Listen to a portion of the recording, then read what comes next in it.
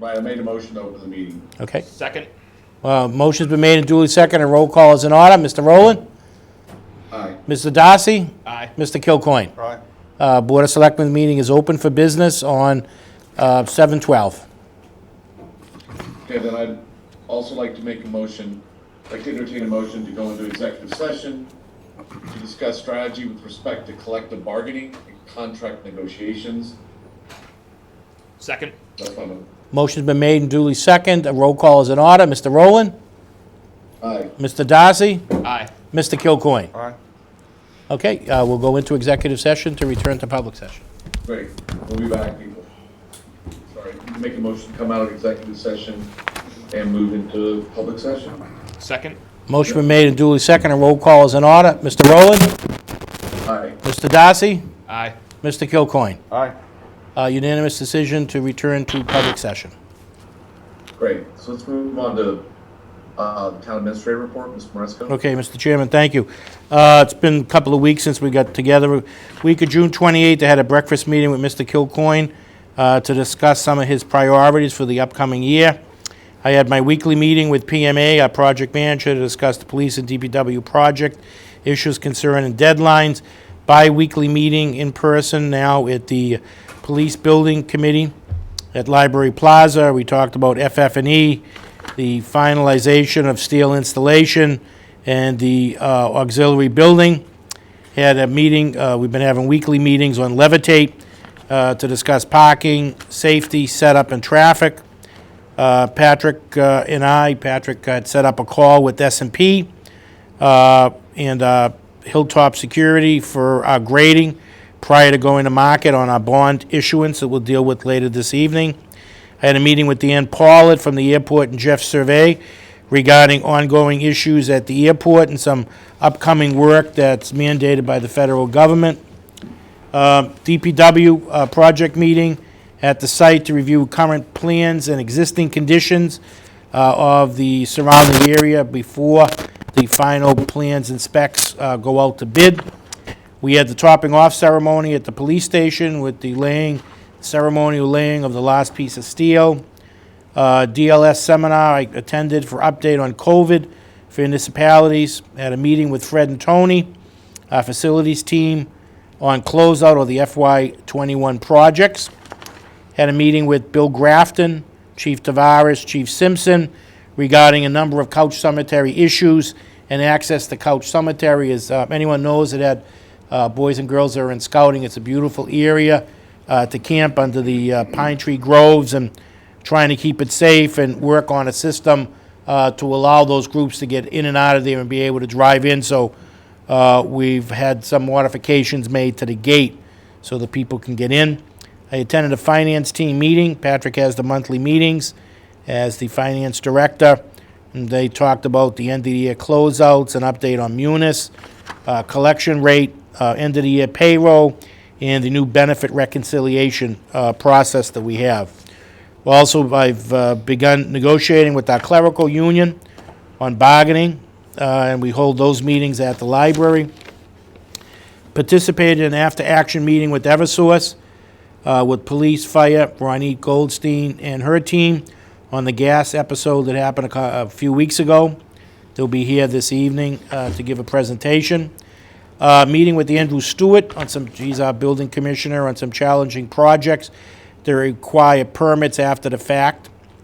June 26th was the last shot given out at our clinic, and we closed the clinic on the 26th.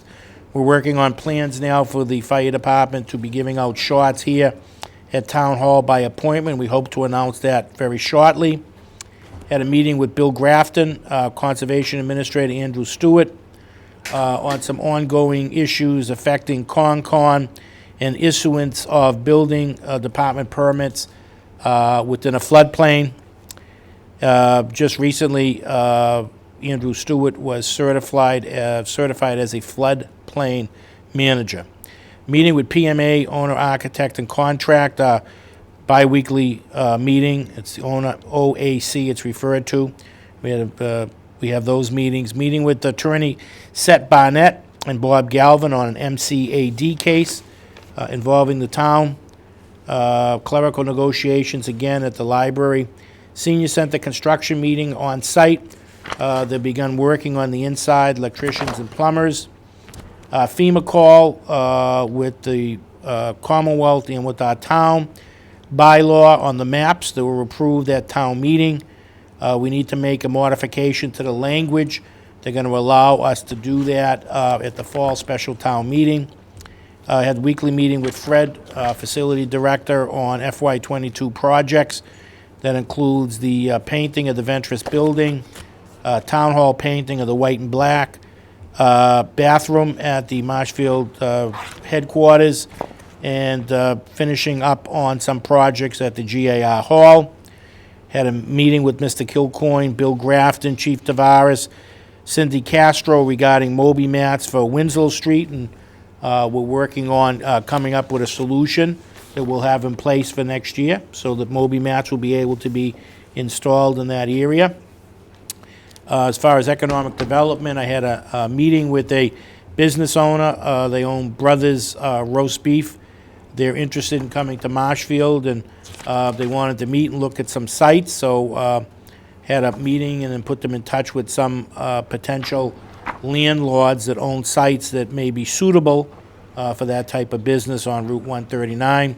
Had a meeting with Paul Armstrong and Gary to deal with some Board of Health issues on staffing, etc. I'll be attending the Board of Health meeting tomorrow evening, July 13th at 6 o'clock. Had a breakfast meeting with Mr. Darcy to talk about some of his priorities.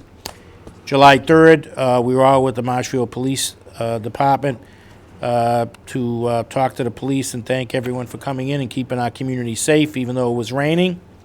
We had a great photo taken. I also spent 3 to 4 hours traveling with the police chief that night, making sure Marshfield was safe. Week of July 5th, bi-weekly police project meeting. Dealt with some change orders and some fixes with the anchoring of the auxiliary building. Marshfield Police Weekly Meeting, OAC, Owners, Architects, and Construction, on schedule. The exterior mock-up, if anyone drives down Parsonage and you look over to the left, you'll see what the stonework will look like around the windows. And we're working now on underground conduit and the foundations for the photovoltaics. Had a meeting with Craig Jameson and Nancy Bowers of our rec department. Talk about closeout of FY22 and FY21 closeout, where even with COVID, they met their benchmark of generating about $100,000 in revenue.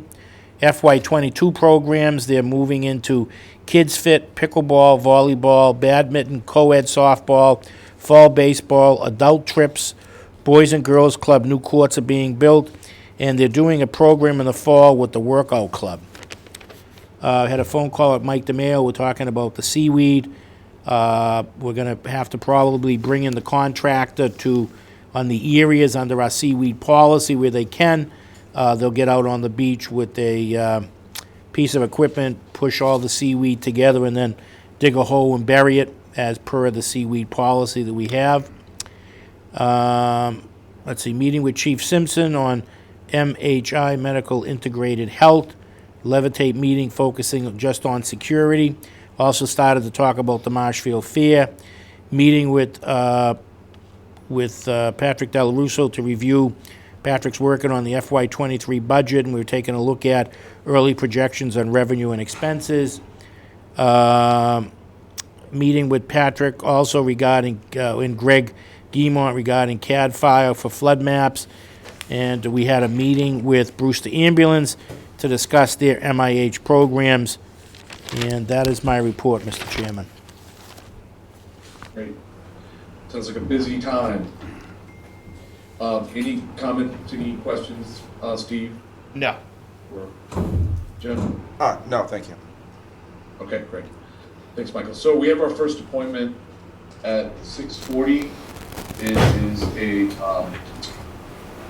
poll hearing for Parsons Street, and I will read, let me read that.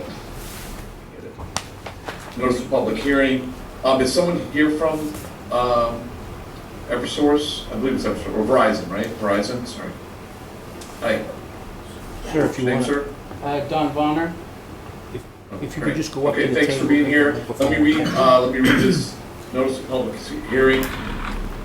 In conformity with the requirements of section 22 of chapter 166 of the general laws, Tara Ed, you are hereby notified that a public hearing will be held at the Marshall Town Hall Selectmen's Hearing Room, 870 Moraine Street, Marshall, Massachusetts, on the 12th day of July 2021 at 6:40 p.m.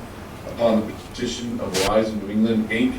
and NStar Electric Company, DBA, Eversource Energy, dated May 27, 2021, for permission to erect or construct and a location for a line of wires, poles, and such other fixtures as may be necessary to sustain or protect the wires of the line upon, along, across, or under the following public ways of said town. And that would be Marshfield. So, do I need to read the abutters list? No, Michael? you do not. You do not, Mr. Chairman. Okay. All right, so,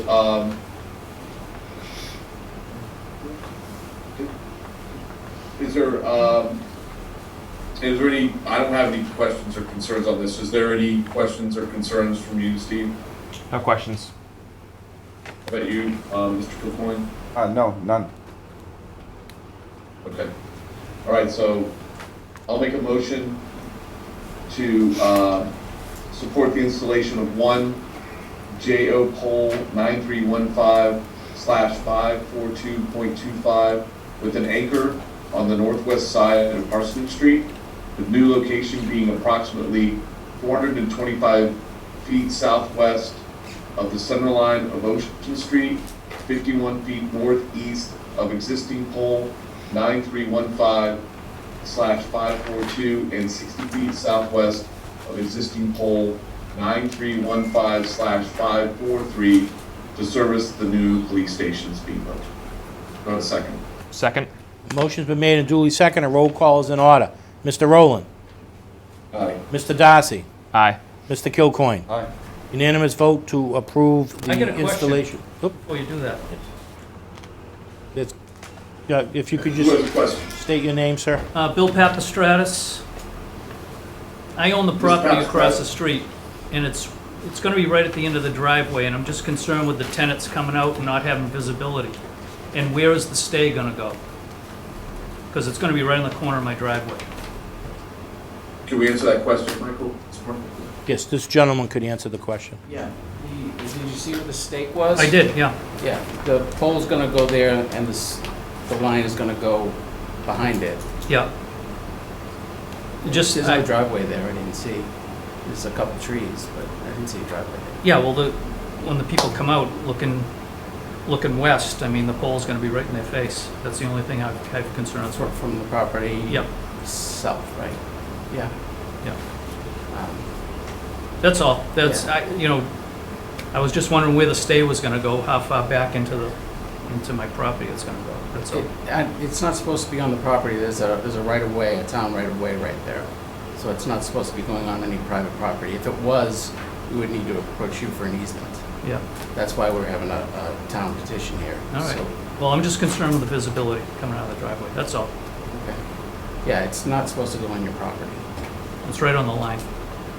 Yeah,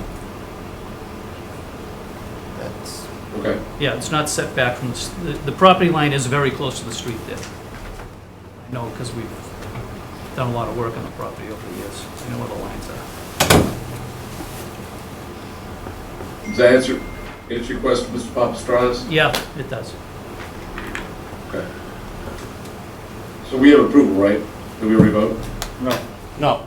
We have a thought we motion. voted. A motion's been made and second, so I'll call the roll. Mr. Rowland. Aye. Mr. Darcy. Aye. Mr. Kilcoyne. Aye. Unanimous decision to approve the relocation of the pole. Thank you. Okay, moving on, we have a 6:45 appointment for the Mandarin in Tokyo application for seasonal all alcohol license.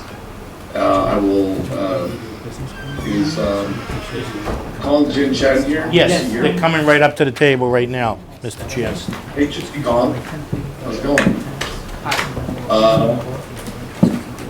All right, so let me, Yeah, because it's not my property. so I'm gonna read this also, notice of public hearing. Notice is hereby given under chapter 138 of the Massachusetts General Laws as amended, that the Board of Selectmen will hold a public hearing on Monday, July 12, 2021, at 6:45 PM in the Selectmen's Hearing Room, Town Hall, 870 Moraine Street, Marshall 02050, on the application for a new seasonal all-alcohol restaurant license from the Mandarin Tokyo LLC, DBA Mandarin and Tokyo, Yin Ping Lin, manager, premises located at 43 Careswell Street, Marshall, Massachusetts, 02050.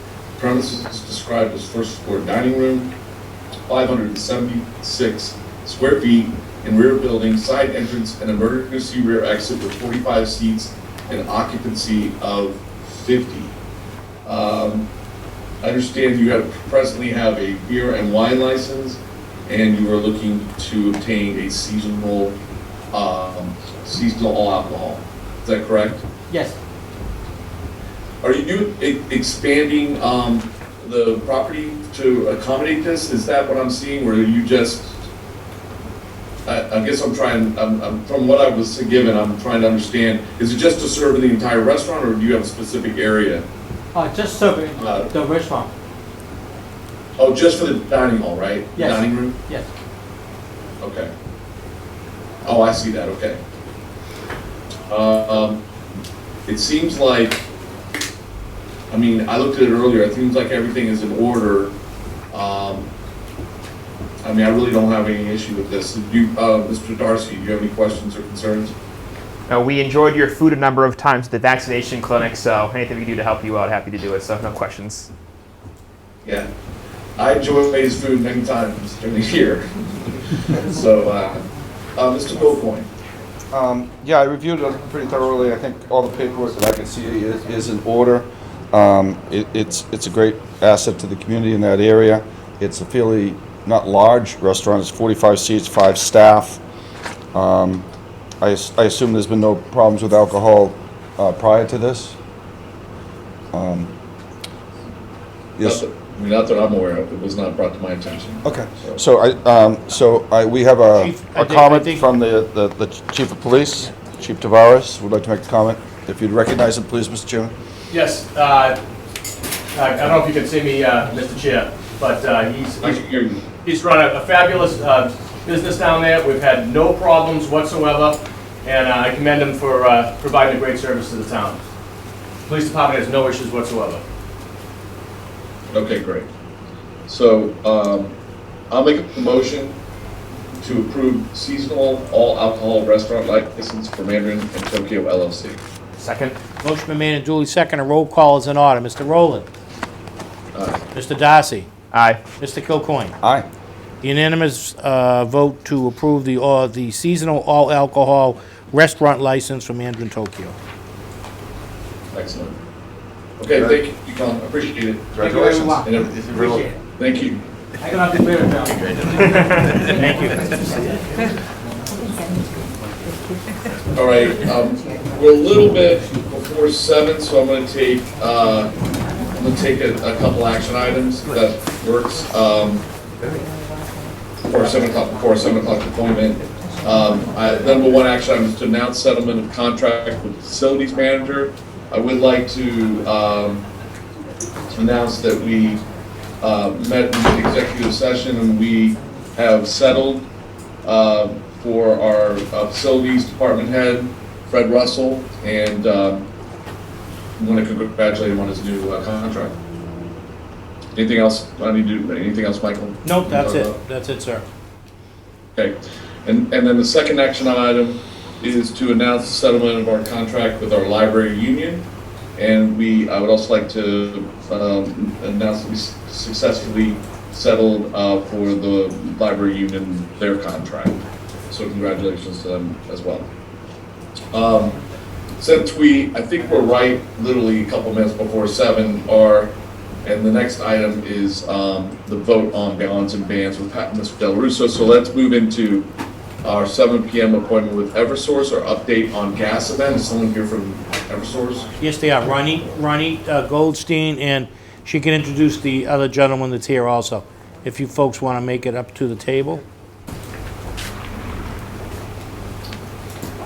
Great. They're just working on some technical issues with the screen. With the presentation, yeah. That's cool. Great, okay.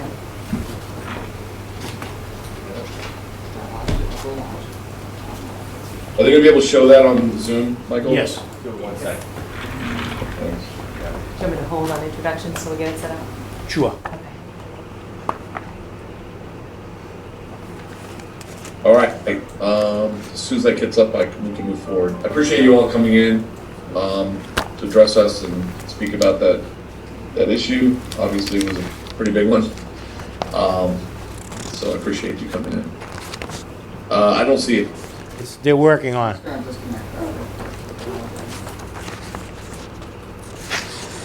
You didn't cut the chairman off, did you? No.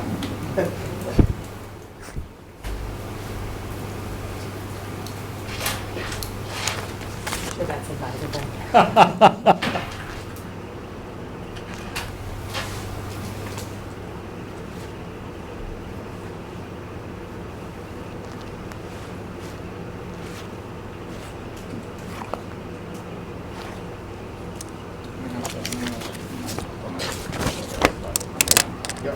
You just I don't want you. You can progress it? Okay. Yeah. We'll just say Yeah, next just slide. go ahead. Yeah, just the next slide. Great. Yes, go ahead.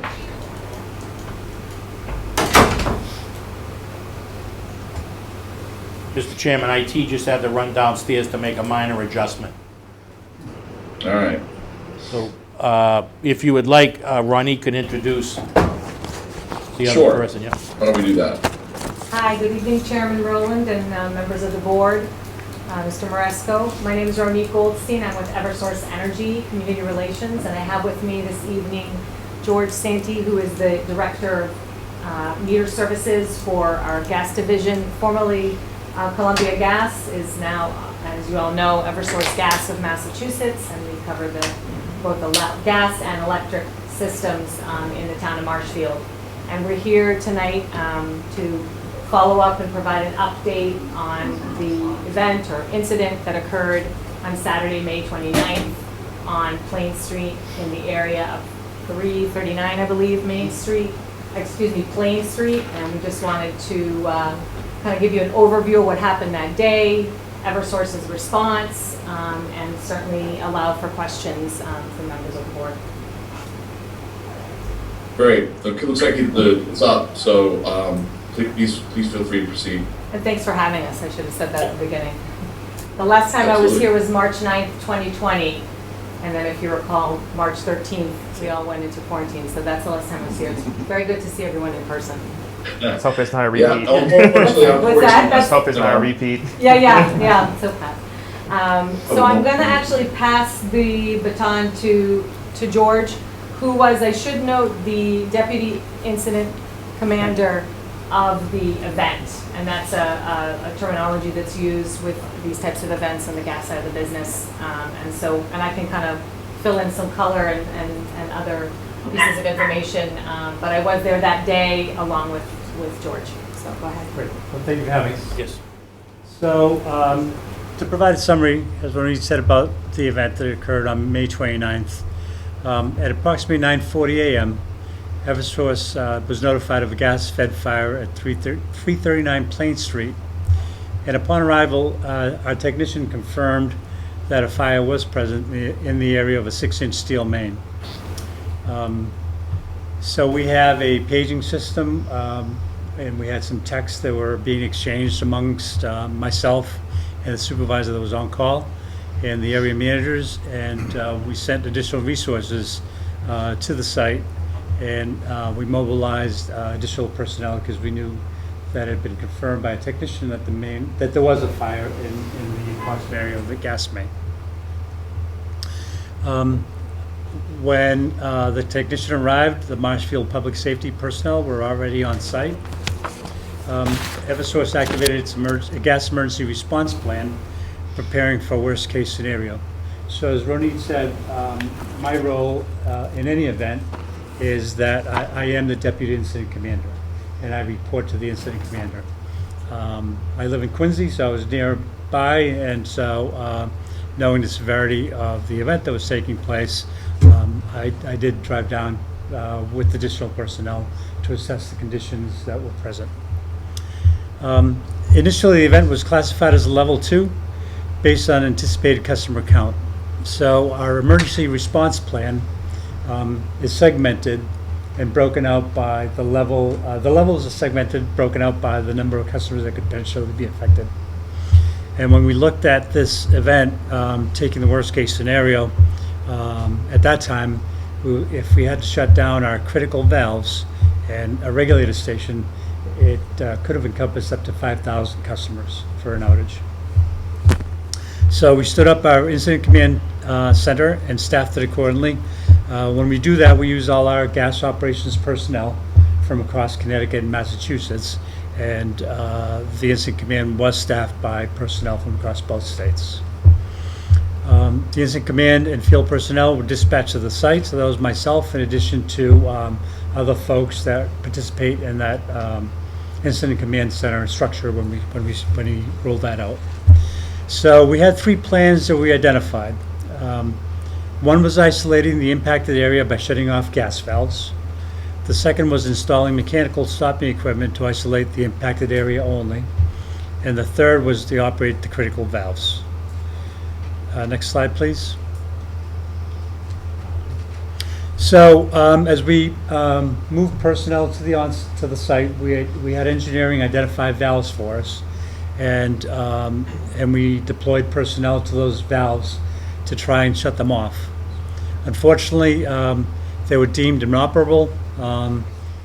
Those type of valves aren't used on a regular basis, and they're on steel gas mains.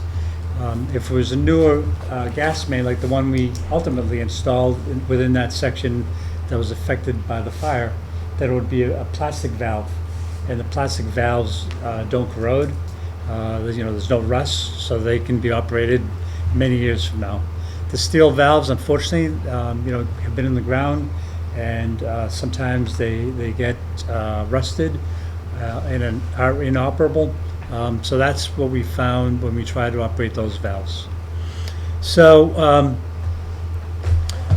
Chief Simpson was there, and I was in communication with Chief Simpson and Chief Tavares later on during the day. So Chief Simpson was on site, and I was acting as the liaison from the operations side of the business, working with the chief, trying to keep him updated about what actions we were taking, what was taking place. So we had a phone call with the incident commander, myself, the incident commander and the chief, and we went through the different scenarios. We tried scenario number 1 to get to those local valves.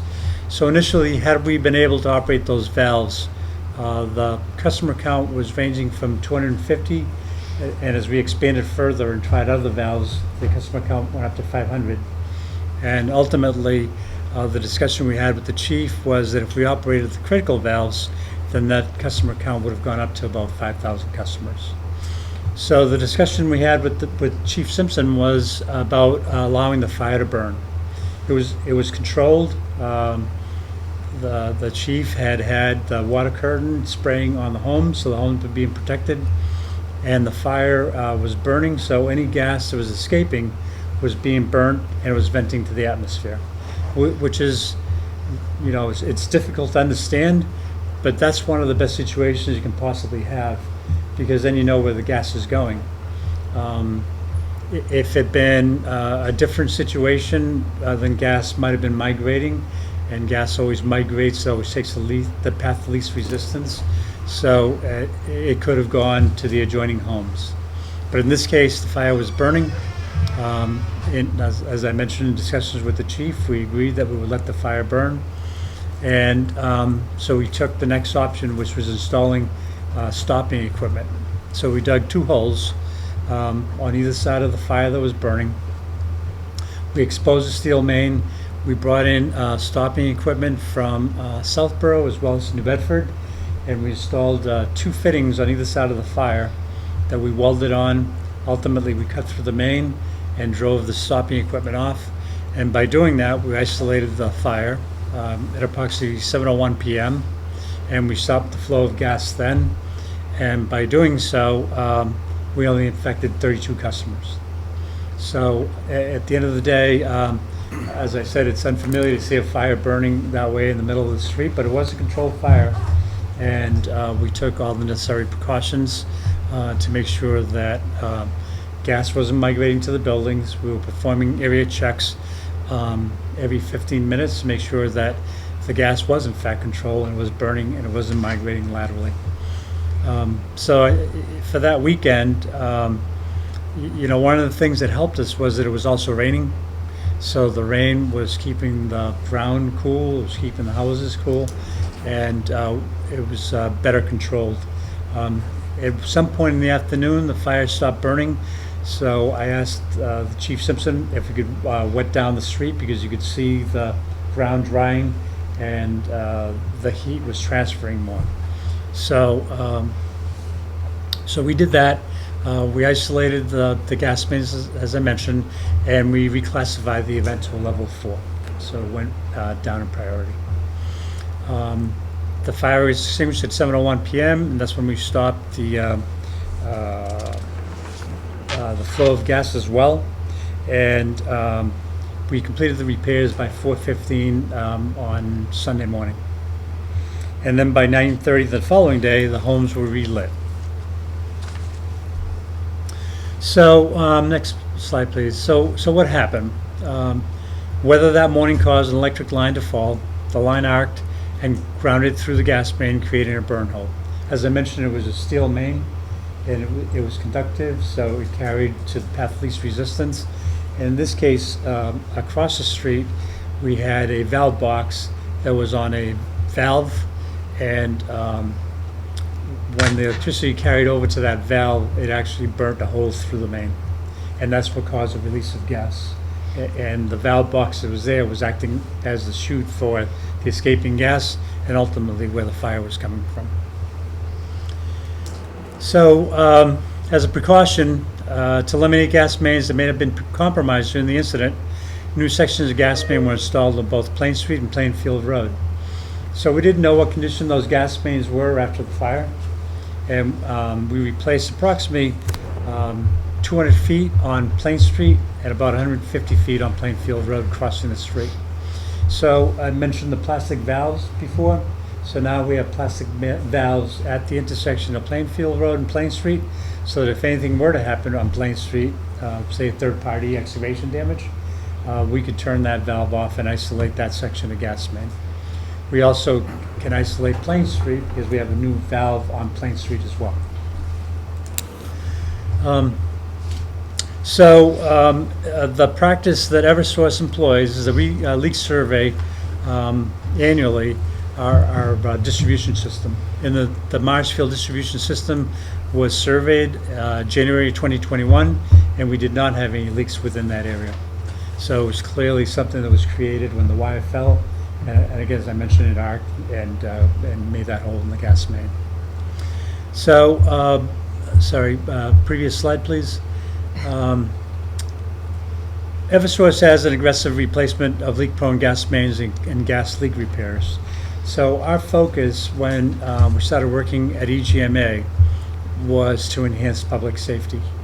And the thing we've done in the Marshfield area in particular is leaks are graded 1, which is immediate hazard. 2, we have 1 year to fix or repair. And then a grade 3 leak we have to survey on an annual basis. And in this case, in Marshfield, we had 27 grade 2 leaks when we took control of CMA.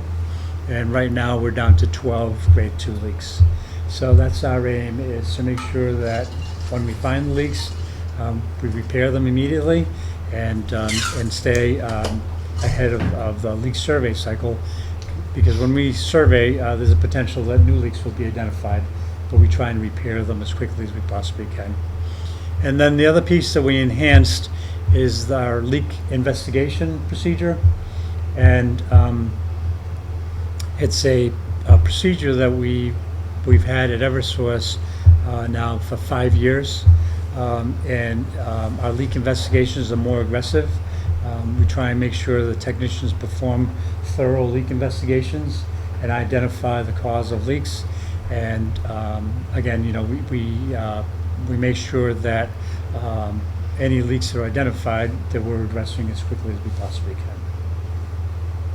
And then this is for the members of the public that are watching tonight, really kind of key note, and for the members here tonight, that if you ever smell gas, to report it. It's probably the highest likelihood that we find out about leaks is from the public. Correct. Or the most common way we find out. And so by reporting it, you know, we go out, we send someone out immediately to investigate.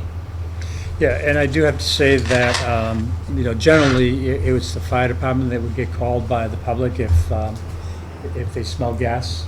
And the Marshfield Fire Department and the chief have been very good at notifying us whenever they get called by a consumer about a gas leak. And it's a really important practice. We have some municipalities that are hesitant to call us. They respond, but they don't report it to us. So it's not the best practice to have, because then we're not aware of the leaks, and we track all our leaks. And in order to be able to track the leaks, we need to be notified. But here in Marshfield, that practice is occurring. As I mentioned, the communication with the chief has been very good, and he keeps us informed about what's taking place. Next page, please. So as part of our public safety training program, we have several folks that are employed by Eversource that provide training to emergency responders. So we developed a training for first responders, and we're working now with the Marshfield public safety officials to schedule applicable training sessions. There's firefighter training, which will be delivered at the fire stations or our training facility. Topics that we review include natural gas properties, the distribution system, response considerations, and we also have some live gas demonstrations. And that one happens to be a 3-hour class. And we also have training for police officers. I mentioned that, you know, generally it's the fire department that responds first, but there are times when the police department is called upon to respond initially. And so there are some items that police officers may not be aware of, like the fire department folks are. So there is training that we offer for police officers, specifically designed for the first arriving officers at a natural gas incident. They learn about how to protect themselves and the public when responding to those emergencies, and that's a 2-hour class. And then our instructor-led training, the gentleman that provides the training for us, his name is Eric Madison. He's got a lot of depth in gas safety knowledge. He's a 35-year veteran of the Mass Fire Services, and he's a retired fire chief. And as a senior emergency preparedness specialist, Eric has been working and training in the natural gas industry since 2006. So, you know, I think that... I've sat through his training, actually, and he's excellent. I mean, he's very hands-on. So I look forward to scheduling that with Chief Simpson and Chief Tavares and attending. I'd like to see it again. It's great training, important information. So I think at this time, if there's any questions or comments, we're happy to... We're here to answer anything you'd like. Thank you. So, thanks for your presentation. Thanks for coming in. I know we were kept very aware of the situation as it was unfolding, and I feel, you know, a lot of it was just unfortunate with the storm, the line falling, and just the, you know, unfortunately where it fell. And I feel like it was good team effort between, you know, you guys at Eversource, but also our team, our fire chief, our police chief, our town administrator, and everyone else that answered the call to abate the situation. I think that obviously could have gone a lot worse. And I do want to say publicly, I watched how you Eversource responded to this and returned that part of 139. I mean, as good or if not better than it was, as far as the replacing, being more safe than sorry, and then replacing the sidewalk and landscaping right there. So, no, I appreciate it. I appreciate you giving us the information and how you handle it, and the other types of safety training and such that's available. So, Mr. Darcy, do you have anything? Sure. So I know that you inherited the grid for the gas from Columbia. Do you guys have a list or an inventory of how many of those shutoff valves may be the possible steel corroded valves versus the newer plastic valves? It's information that we can get, yeah. It would have to be look at our GIS system to get that type of information. Sure. Yep. And that would be something that couldn't really be addressed without, an incident occurring or excavation in terms of replacing the shutoff valves? So there are valves that are critical valves that we have to maintain. So we maintain those valves on a yearly basis and make sure that we exercise them. The other valves that are in the distribution system aren't deemed critical valves. So those aren't maintained on a regular basis. Got it, okay. And of the 12 remaining level 2 leaks that you identified to try to address within a year, are you guys on pace or on schedule to address those within the year that they were identified, or how's that timetable look? We are on pace to do that, and those will be completed. So it's a year from the time it was identified. So it's not a calendar year, but when it was identified, we have to repair them within a year. Sure. And that also is part of the leak legislation that was passed a few years back. So prior to that, it was a survey, but with that leak legislation, it mandates the yearly repair. Sure, thank you. And does Eversource have an overall assessment or grade for the integrity of Marshfield's gas and electrical grid?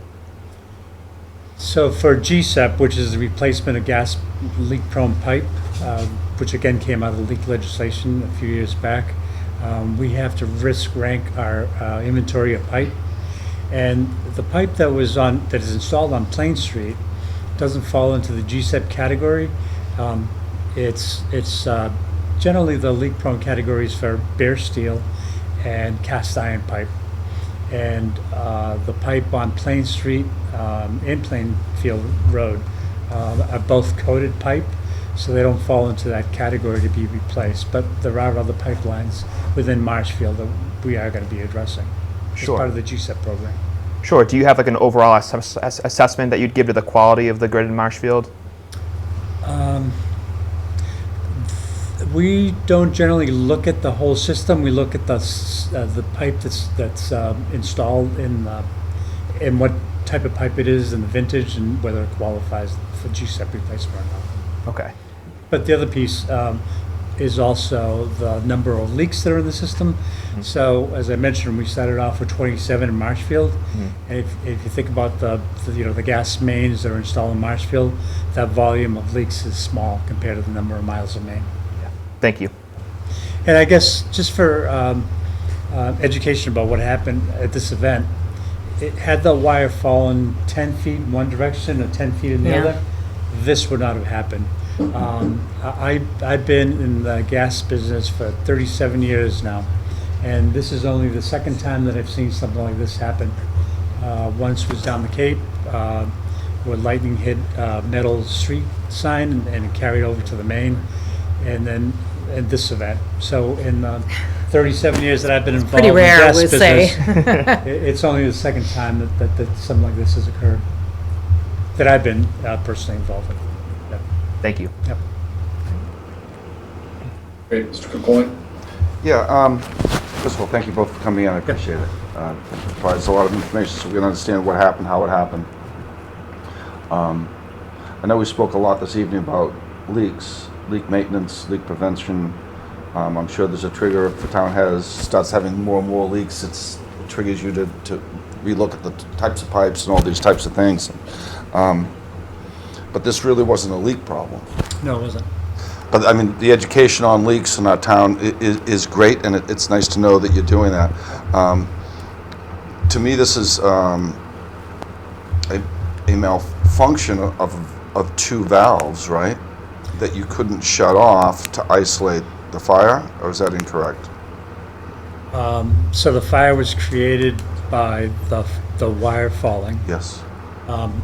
We couldn't isolate the impacted area because of the valves not operating. Yes, that's what I was saying. So it worked out well. I mean, I listened to your response. I also was informed what was going on during the period of that day.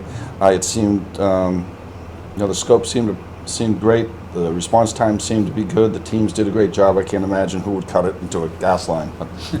They're very brave people, but the thing I guess I really want to ask you about is,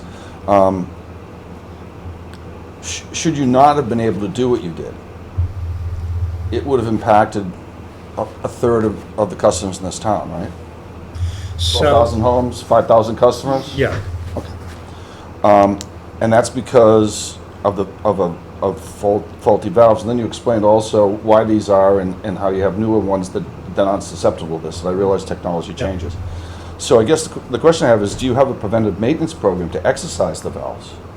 Or is it more you just replace them on a time basis or when they malfunction? Could you help me understand that part? So we have the critical valves, and Right. generally the critical valves They're are spaced so that it is a larger number of customers that would be impacted do they needed to be shut down. One of the items that we're going through now internally is the lessons learned from the event, and the question about valves has been raised. So, because we took over the CMA territory, we have to assess the critical valves and determine whether the critical valves that are presently identified are sufficient for this type of event, or do we need to get more granular with the valves? So that's the process that we're going through now with our lessons learned to identify whether additional valves should be listed as critical valves. Oh, great. That's great because were these valves considered critical valves? They were not. So they wouldn't fall under that purview even if you look at on a granular level of what you maybe need to do from a replacement perspective. Yeah, it wouldn't fall into that category. Because they're not considered critical. They're not critical valves, no. No. And the critical valves are a federally mandated program where we have to identify and exercise them on an annual basis. So do you have, when would you have a scheduled or have the answer to the valves in the town of Marshfield service our citizens as far as the criticals needing to be replaced?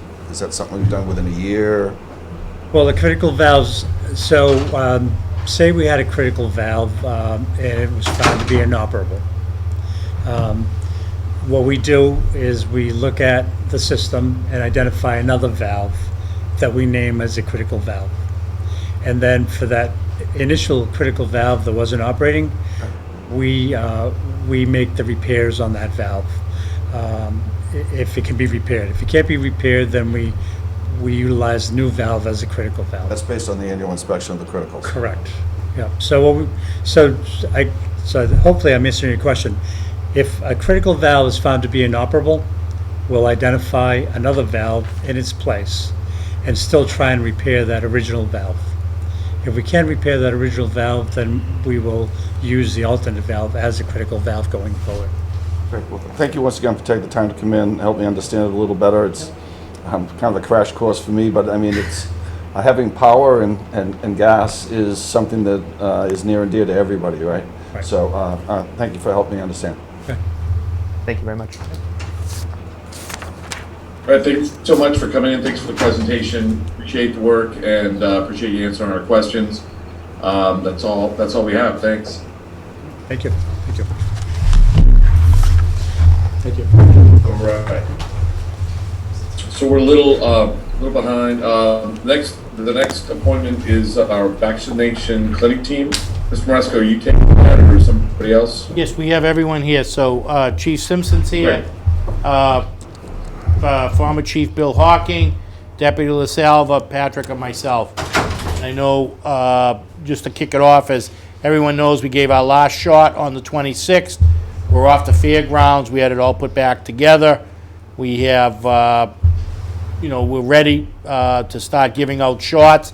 hopefully in a week or so, we'll be announcing a program where we'll be able to give out shots by appointment here at Town Hall. We have the vaccine, we have the freezers, we have the thawing refrigerators, so we're going to continue to move forward on doing that. There's a lot of discussion in the news about possible additional shot that may or may not be needed. In any case, we're ready to do that if called upon. And also, there's a lot of talk about 5 to 12-year-olds that will need to be vaccinated. So we're gonna, we're ready for all of those possible scenarios. But, I know you wanted folks here, especially Deputy LaSalva, who ran the clinic for us with the help of Bill Hawking and Todd Goodwin.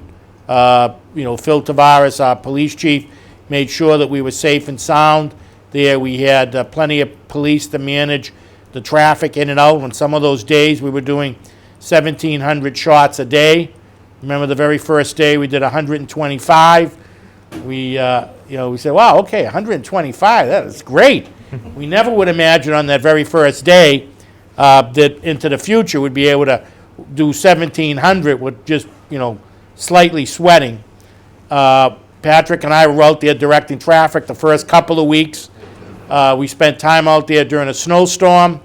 We were absolutely so covered with snow, icicles hanging from our hats, and they were plowing at the same time to keep the drivers safe as we're directing traffic, but we survived. The people that came there and worked, they were very happy.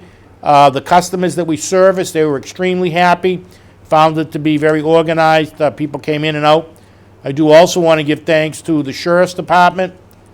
Sheriff's Department gave us, people from Plymouth County every single day and on the weekends to assist us.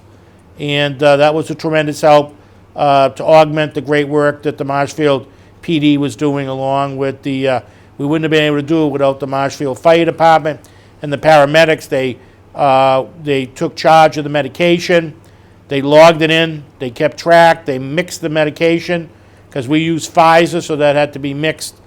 I can't say enough great things. And, I know that Deputy LaSalva's here, if, he'd like to say anything, or Chief Hawking, or I will tell you, as soon as Chief Simpson got here, he jumped right into helping out on his very first Saturday there. God bless him with his patience. He opened up 1,000 Band-Aids. He took them out of their packages to speed up the process for Band-Aids as shots were given out. So he was never afraid to jump in, just like Chief Hawking. So we had a great team. Yeah, again, I mean, I think about the different aspects of this shot clinic, and you were right, Mr. Maresco. I mean, the very first week we were open, we thought it was so great. We were doing 150 shots a day, and we put the tents went up, and the tents blew away, and then there was and you were able to get buildings, and I mean, just the resilience of everybody who, we forget. I think we were talking about this the other day, that this all started in the winter, basically, early spring, and it was really, really cold, and then it became hot. There was really, really hot days, and all this is going on, purely on a volunteer basis, as far as the citizen volunteers and others who gave their time, and then bringing all the like you said, the fire, the police, the new chief, the retiring chief. I mean, it just goes on, and I think I personally it makes me very proud to be part of this town, and I question, no offense to other towns, but I just question if other towns could have pulled it off. I think we did a great job, so it's a time. So Thank you. I'll probably hear about that, but I said it, so. It's true. Darcy.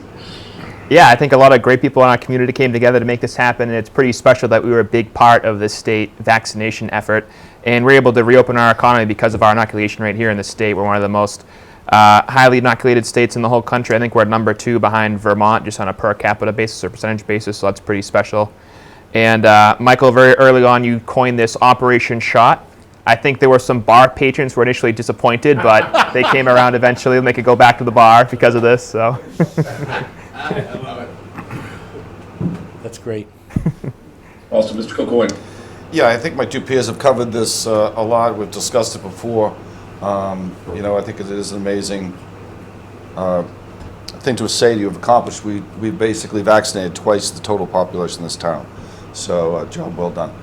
Thank you. Excellent.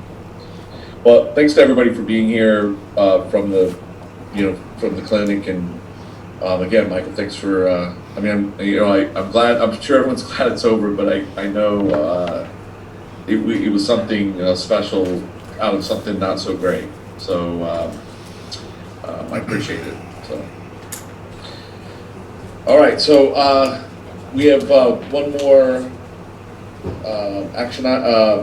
One more appointment, and that is Mr. Del Russo, I believe, to speak with, oh no, that's it, right? That's all we have on, No, we got Patrick. They give you the bonds payment.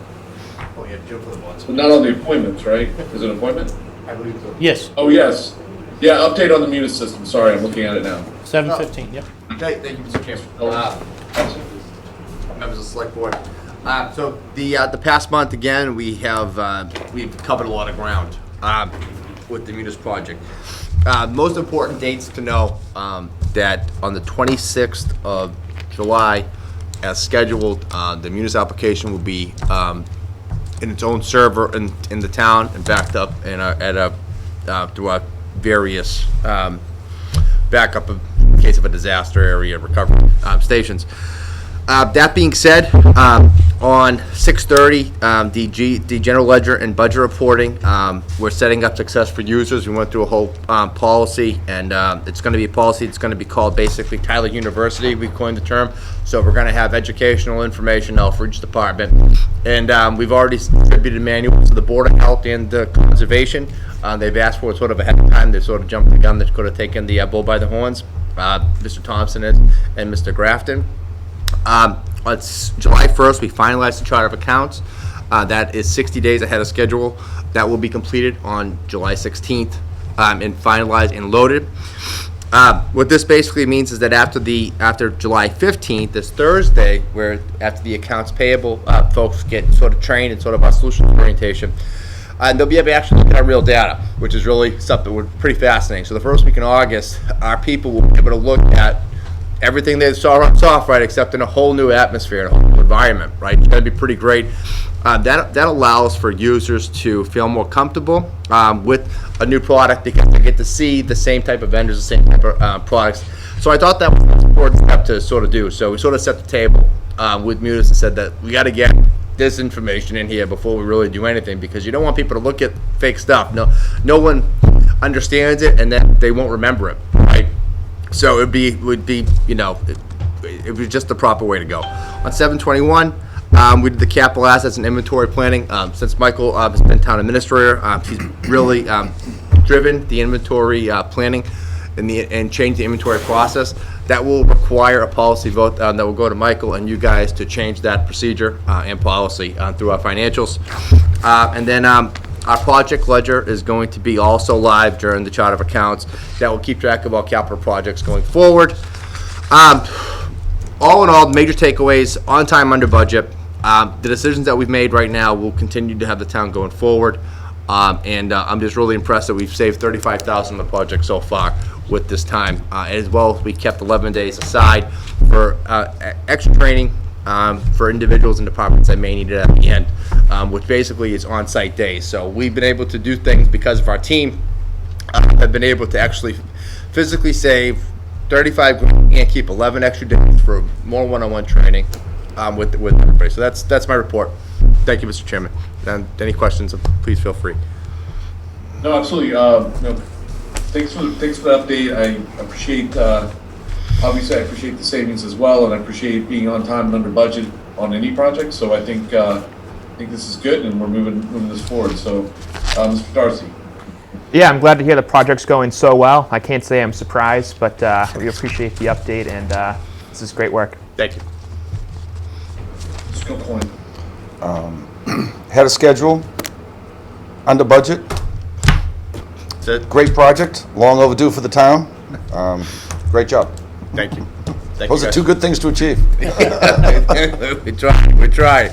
It's a lot of time and effort. I will give the team a lot of credit. I mean, Tom Miller, the assistant superintendent of business from the schools, and Christine McCarthy have been, there every step of the way. Our town accountant. I mean, those two have really stepped up. They were putting in the extra time, and now we get to actually, starting on Thursday, we get to actually bring in our team members to actually start really seeing the stuff. So I'm really excited about it. I love this kind of stuff. So it's a fun project to be a part of. It really shows, Patrick, the team ownership of the project. Because those things don't happen unless the entire team takes ownership, so. 100%.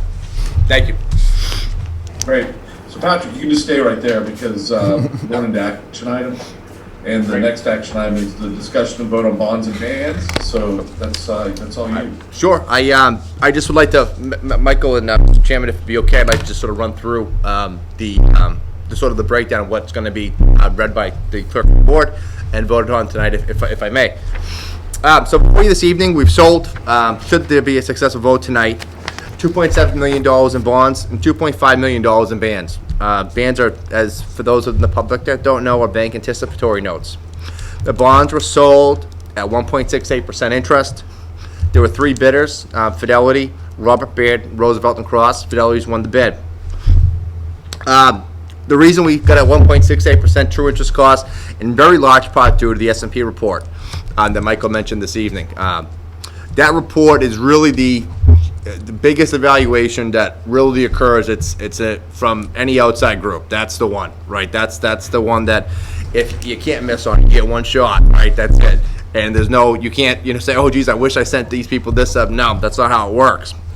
So according to Victor Medeiros, just so everybody knows, the town's never been in a better shape, period, as that's been written in the report. They've confirmed also that we're in a stable position moving forward due to our conservative practices. So important that we stick to that, and together we'll always have continued success as long as we stick to that plan. The premiums and stuff that you guys may see in the notes, I don't know if you guys have had a chance to read through the 400 pages that the bonds are, the official statement, but the premium, so it may seem like a large number, $338,000. $199,000 that has to go to the excluded debt projects, as we promised town meeting we would do. Then there's certain issuance costs that have to get paid down. So on the bonds, the end of the day, the $60,000 is really the real premium number that will be moved over and customarily go to town meeting for vote in October, like we do every year. The bans, so the net interest cost is that $2.5 million was 0.25%. Or a 1% coupon, right? So on $2.5 million, we're paying $25,000 in interest for the year to carry that, which is extremely low, as everybody knows. And again, that's in large part due to the S&P report. There were two bidders on that as well that came to the marketplace that day. It may seem like it's free money, but it's important to remember the interest cost is never really the thing that gets you. It's the principal, right?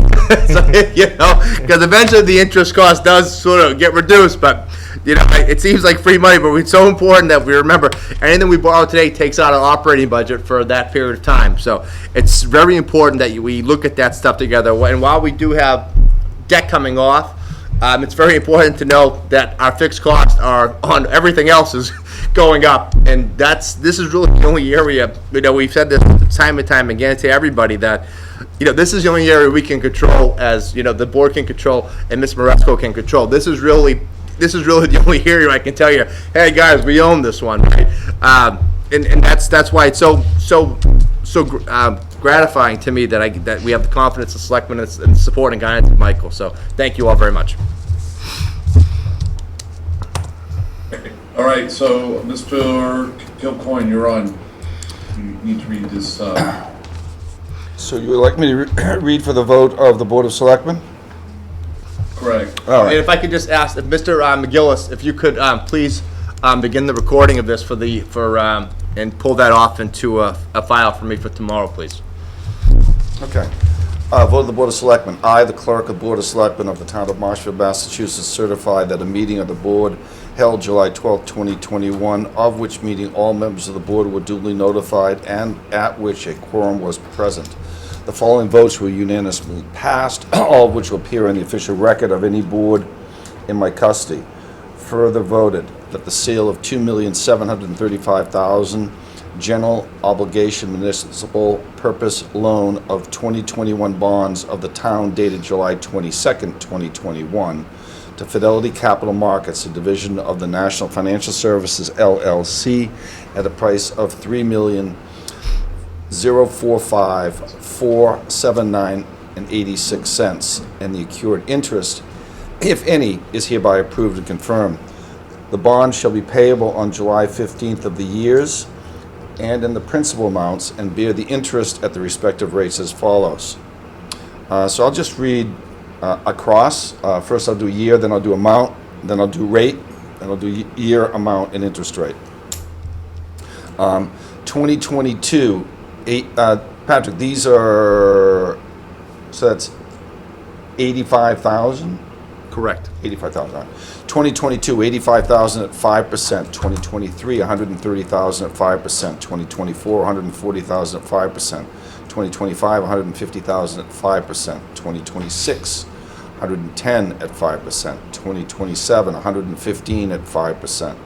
2028, 115 at 5%. 2029, 125 at 5%. 2030, 130 at 5%, and 2031 at 4%. Then also, we go to 2032, 130,000 at 3%. 2033, 135,000 at 3%.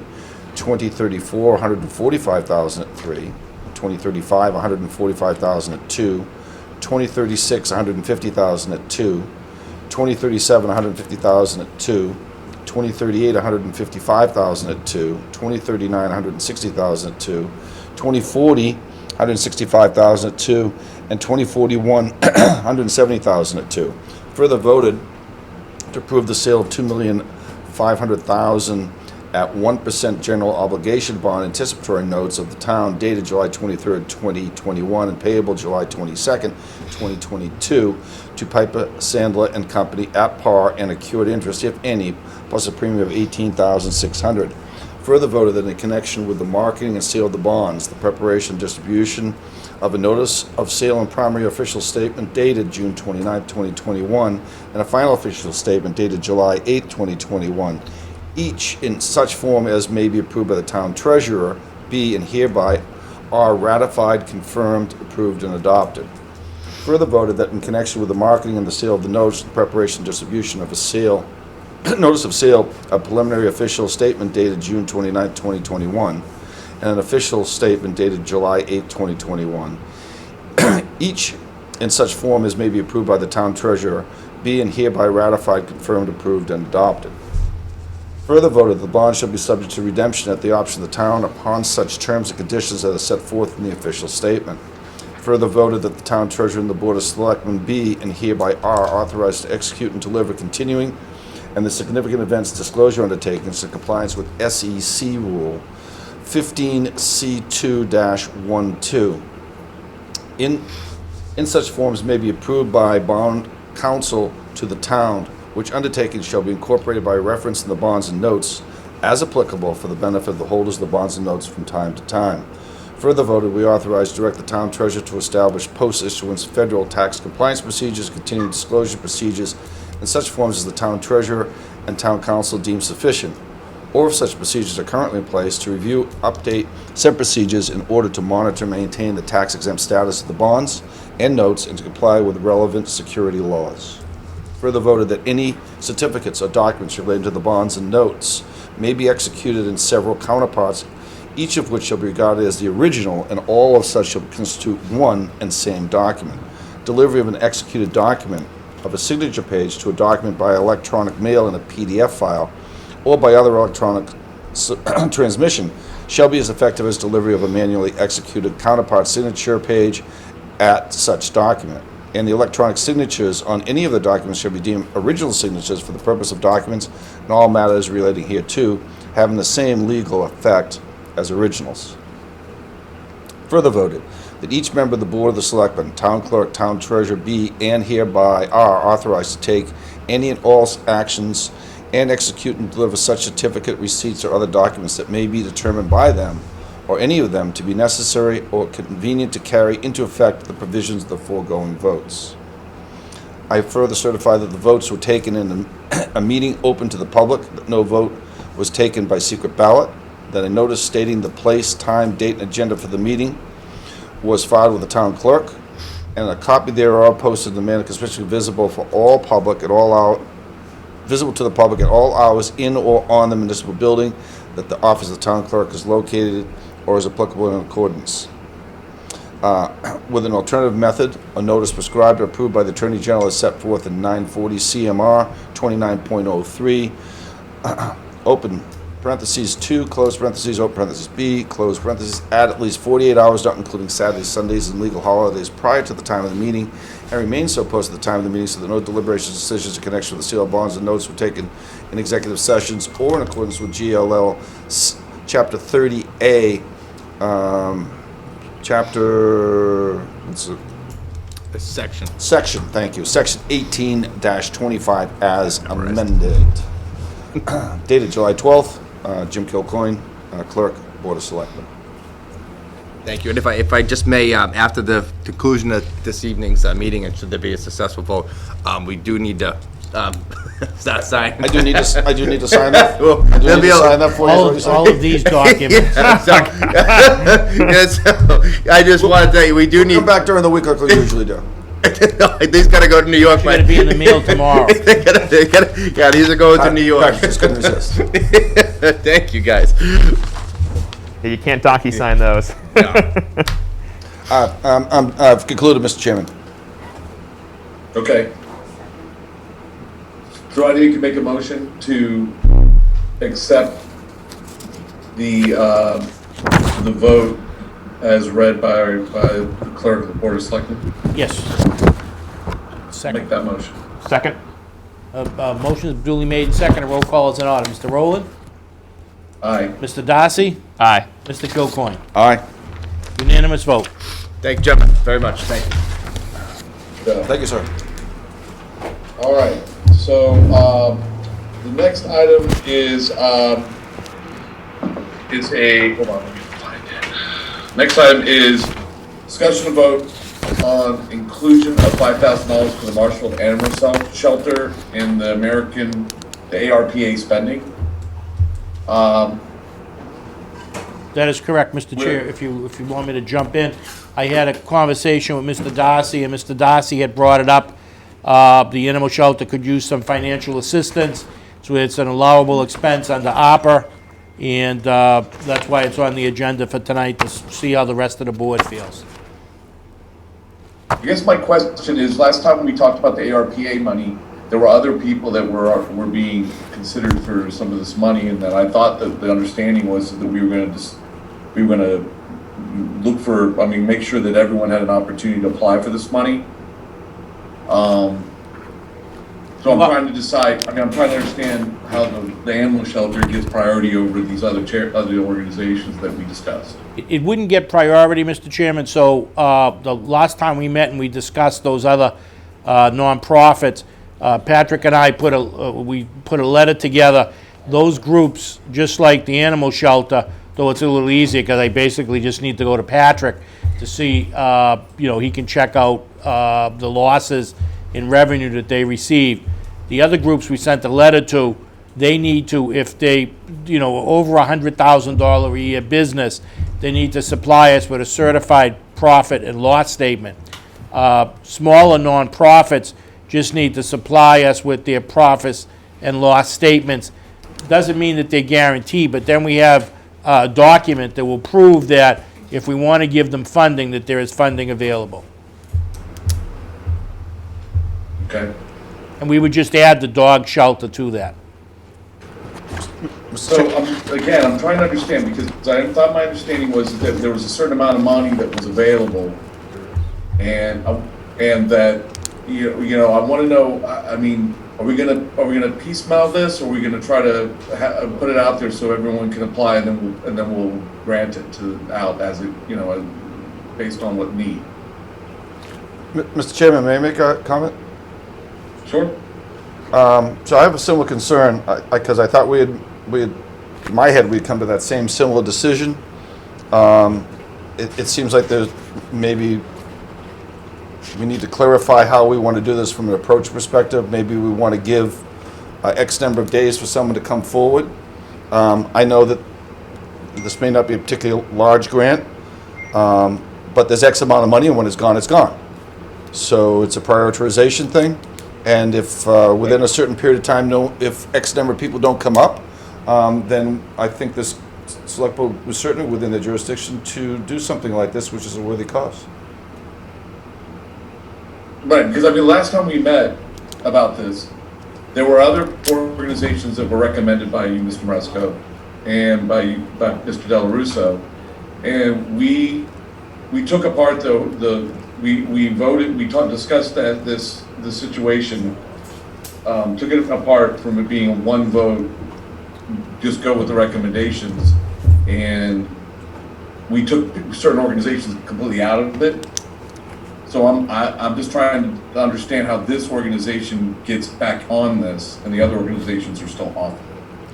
Well, it wasn't our understanding those other organizations were off. The understanding was that we tabled it until we had more, we needed to have some data to prove in order to give them financial assistance, they have to have a need. So in order to generate the need, they have to supply us a profit and loss statement. There is, you are correct, there is a finite amount of money. Patrick can address how much money is available in that particular category. A portion at the last meeting left with an undesignated balance of $318,000. That's the available funds left after what the board had already voted to. Out of the ARPA funds guaranteed over the next 2 years, excluding the county money. Now that, in order to add more or less to it would require another vote, right? That money being tabled that were set aside for charities and so forth equated to approximately $200,000 from that amount of money. And to Michael's point, that was the stuff that required the P&Ls to come in and get approval. We have to make sure if they're certified that, I can call their auditing firm as the people that are giving them a grant to verify that this is what it was. They sent the audit on this date, da-da-da-da-da. That's what we have to be able to clearly identify and achieve. And Michael and I have been working on that letter and sort of what we need. So that's where that is right now. That's your balance. Yeah, I mean, my feeling is there's no doubt that the animal shelter has need. There's no doubt there's other organizations in town that have need. My concern is that we're cherry picking certain organizations in town and to give them money. I guess the only difference to this, if I may, Mr. Chairman, the only difference is that this is actually our organization. So we would be, I guess if you were looking at a comparable thing, a comparable situation, this is something that the town actually, this is sort of we actually have the ownership of this one, if I'm understanding it correctly. That would be the mechanical difference, is that their balance sheet is what we say it is. So that would be the only difference I have to add. Thank you. Okay, so again, I'm going to say this again. You guys recommended these certain organizations last time we talked about it, and then other people, we decided that we were going to wholesale approve those. My understanding then, Mr. Moresco, is if they have to provide a P&L statement and show need, that organizations like the Boys and Girls Club, that there was money being allocated to them, they would receive that money if we voted for it. So now we're bringing out one organization for $5,000, and organizations like the Boys and Girls Club, and with full disclosure, I'm on their board, but I'm just using them as one example because I can remember them. Yeah. From the last discussion, we tabled that. Right, we tabled until we got more information. There was no vote by the board to do any funding of those because we didn't have any empirical data to assist those organizations. Mr. Chairman, may I make a comment? Sure. A comment and a question, if I may. So, am I hearing what you're asking? And I know you're kind of frustrated because you have said it 3 times. So I'm not frustrated at all. I'm just trying to get to the bottom of it. Well, all right. So I know you're trying to get to the bottom of it. But I have heard you 3 times, and I actually agree with you. So we need to have like an action plan. Is one of your questions how did this get on the agenda? No, because I saw it on the agenda. Okay, so that's a no. Okay, cool. But I will say publicly that this was never brought to me for to be put on the agenda. It was put on the agenda. I mean, without me. Mr. Chairman, could I make a comment as well? Absolutely, you can totally make a comment. Sure. This is your item, so. Sure. So to break it down, the group of nonprofits that we had at our last meeting, it wasn't a yes or no vote. We just requested more information because we do not have access to their financial statements. So we sent a letter requesting that information. With the Marshfield Animal Shelter, we already have access to their financial information, so we don't need to send a letter, so we know that they're in financial need. That was kind of the difference between the group at our last meeting and the Marshfield Animal Shelter tonight. Just kind of break it down. Okay, so the other side of it is I haven't seen any P&L or any show of need by the animal shelter. All I see is an agenda item with no backup. Sure. So that could be, provide their revenues and their expenses, and we can fundamentally show that there was an $11,000 need this year. I can produce that I can send that to Ms. Maresco by 8:30 in the morning. Mr. Chairman, may I make a comment on this again? I'd like to support your previous line of thinking, which I thought it was our previous line of thinking, was that we give a specific period of time for people to come forward. After that, then we can look at different things ourselves. I don't know, personally, I think there should be more for private, nonprofit and good, than a responsibility of the town, which is sort of for the animal shelter to a certain degree, right? Or am I wrong on that? It's ours. We No, own it's it. a town. It's a town It's a function. town So department. we're using donation money to, I think, as a core responsibility of the town to fund that particular department, if we're going to have a department. If not, then we need to reduce the cost of that It department. could go into, so you have options, there would be options that money could go into, it could go into the gift account, or it could be at the discretion of the animal control officer, or it could go into, we couldn't do a line item transfer right directly into that to offset the deficits already occurred. It would just simply be added as sort of an amended appropriation going into this year's budget. Those are the two mechanical options that you'd have available to you.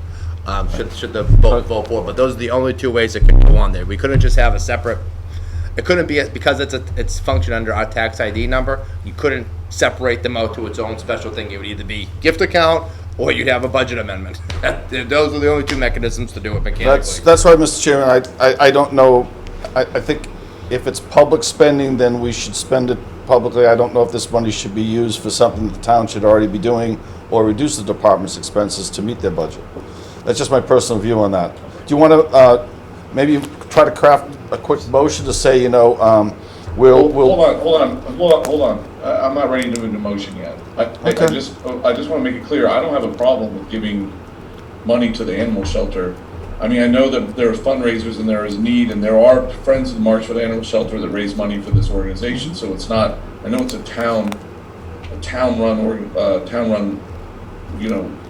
entity, but it's not about that. I know there's need. What I'm trying to say is that this was put on the agenda with no backup and for a vote, and I don't have enough information to make an educated decision about whether they should have $5,000 or not. That's really where I'm at. So what I would say my motion would be is to table this. Well, before I make a motion, I just want to say that I think it's important that we make sure that every organization is being considered for this money, and that we do have a way of prioritizing money for the highest need, and it's going to impact the town in the best way. It's because there's no doubt there's tons of need out there, and there are people hurting from COVID, but I want to make sure that the money, at least personally, my vote would be to vote to know who needs what and what the priority is, and then vote that way based on the priority. Yeah. So my motion on this particular item would be to table this until I have enough information to be able to come back and make an educated decision on whether I want to cast my vote yea or nay for this. So that's. I'd like to make a comment, Mr. Chairman. I do believe the policy procedure manual, anyone can make a motion. So any board of the selectmen can make a motion. So when I said I would like to make a motion, I'm able to make a motion. So No, I didn't hear you say that, Mr. Kilcoyne. I didn't hear you. I'm handicapped a little bit right now. Okay, that's fine. I thought what you were saying, would you be ready to make a motion? That's why I said I wasn't ready. Yeah. But if you're making a motion, make a motion. Yeah, so I agree with the motion you just made. So Okay. if we could You move second forward it? on that.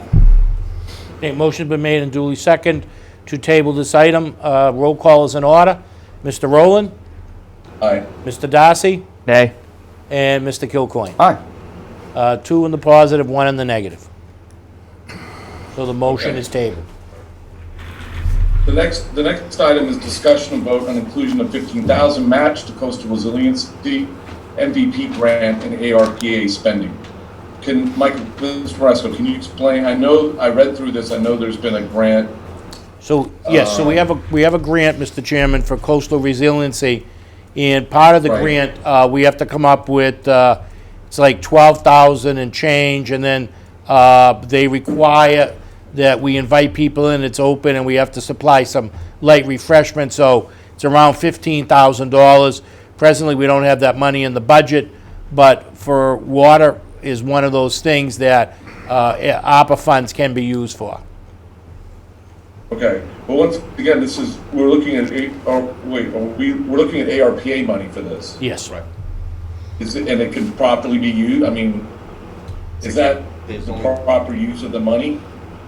Yes. I'll defer to the treasurer So collector. ARPA funds can't be used for pension, debt, and that's pretty much about it. They give you some examples of infrastructure improvements. If it improves your wastewater, water infrastructure, as you know, seawalls and seawalls in the coast directly impact our wastewater system when salt water gets into it. So if we have salt water going into our drains during flooding events caused by the ocean, it absolutely spikes it causes an issue with our wastewater treatment plant, which we have had. No one said that so far in the communications we've had, that Michael and I have had with our outside auditors and outside groups and all the agencies that we communicate with, no one says we cannot do it, and it's not on the excluded list. So I would be comfortable submitting this as an expense when that time comes. Okay. I mean, I guess, one thing I do like is that this is grant money that needs a match, and I do agree that ARPA money is very similar to, I mean, it's very much about infrastructure and making, helping things come back to normal and for the good of town, so, I don't really have a problem. Mr. Darcy? No questions. Okay, Mr. Kilcoyne? Yeah, well, it's the same bucket of money that we just said that we wanted to set a prioritization for. And in all fairness to Selectman Darcy, we tabled his, and now we're going to say we think this one we're going to approve. I go back, and I think this team ought to give a timeline, get it out there, let people so they know it's available, that want to provide their P&L statements to us within a timeline. We can look at it, then we'll set a prioritization. Some others are open and leftover money, then we'll take it during the course of the year.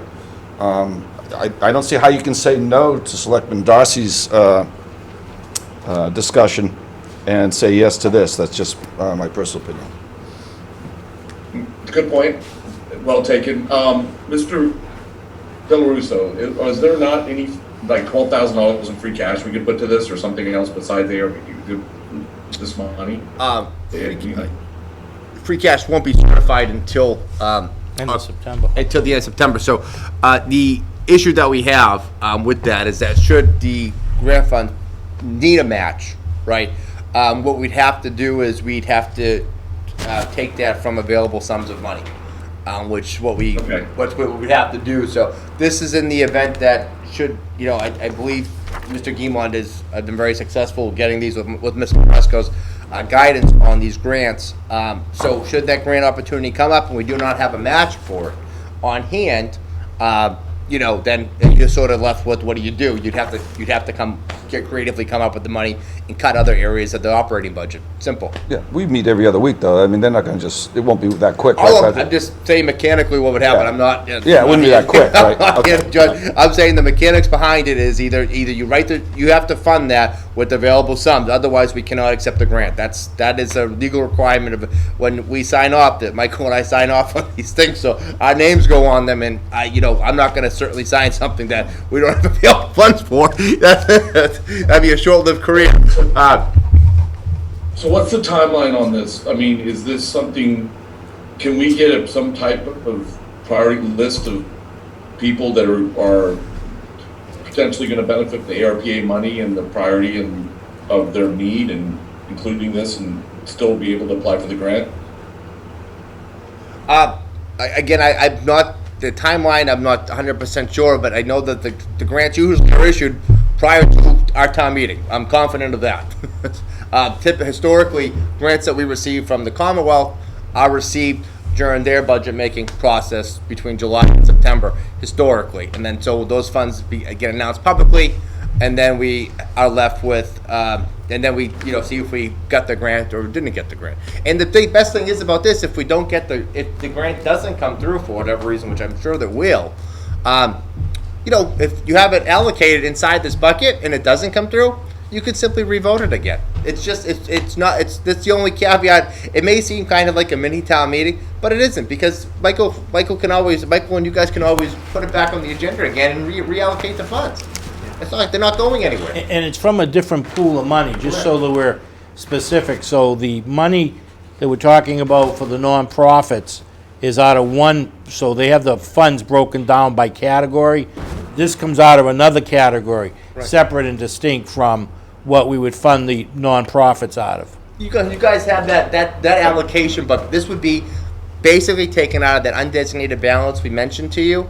This would be its own little line item out of that whole thing, and it's identified under one of the 5 categories, which were presented to this board in June. So out of the total amount of money you gave us, Correct.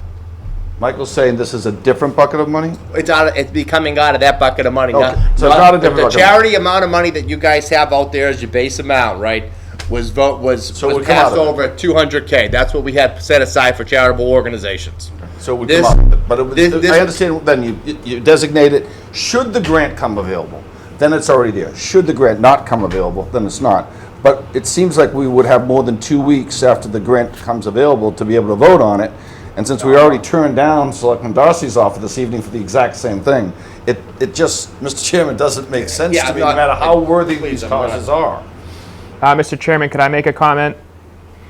Sure. Sure. I mean, that's the tricky nature with town meeting. You meet twice a year to allocate your free cash, and when the grant is out there, having the funds available gives you a leg up in terms of winning that grant. So to give us flexibility, I'm totally okay with making that matching fund available.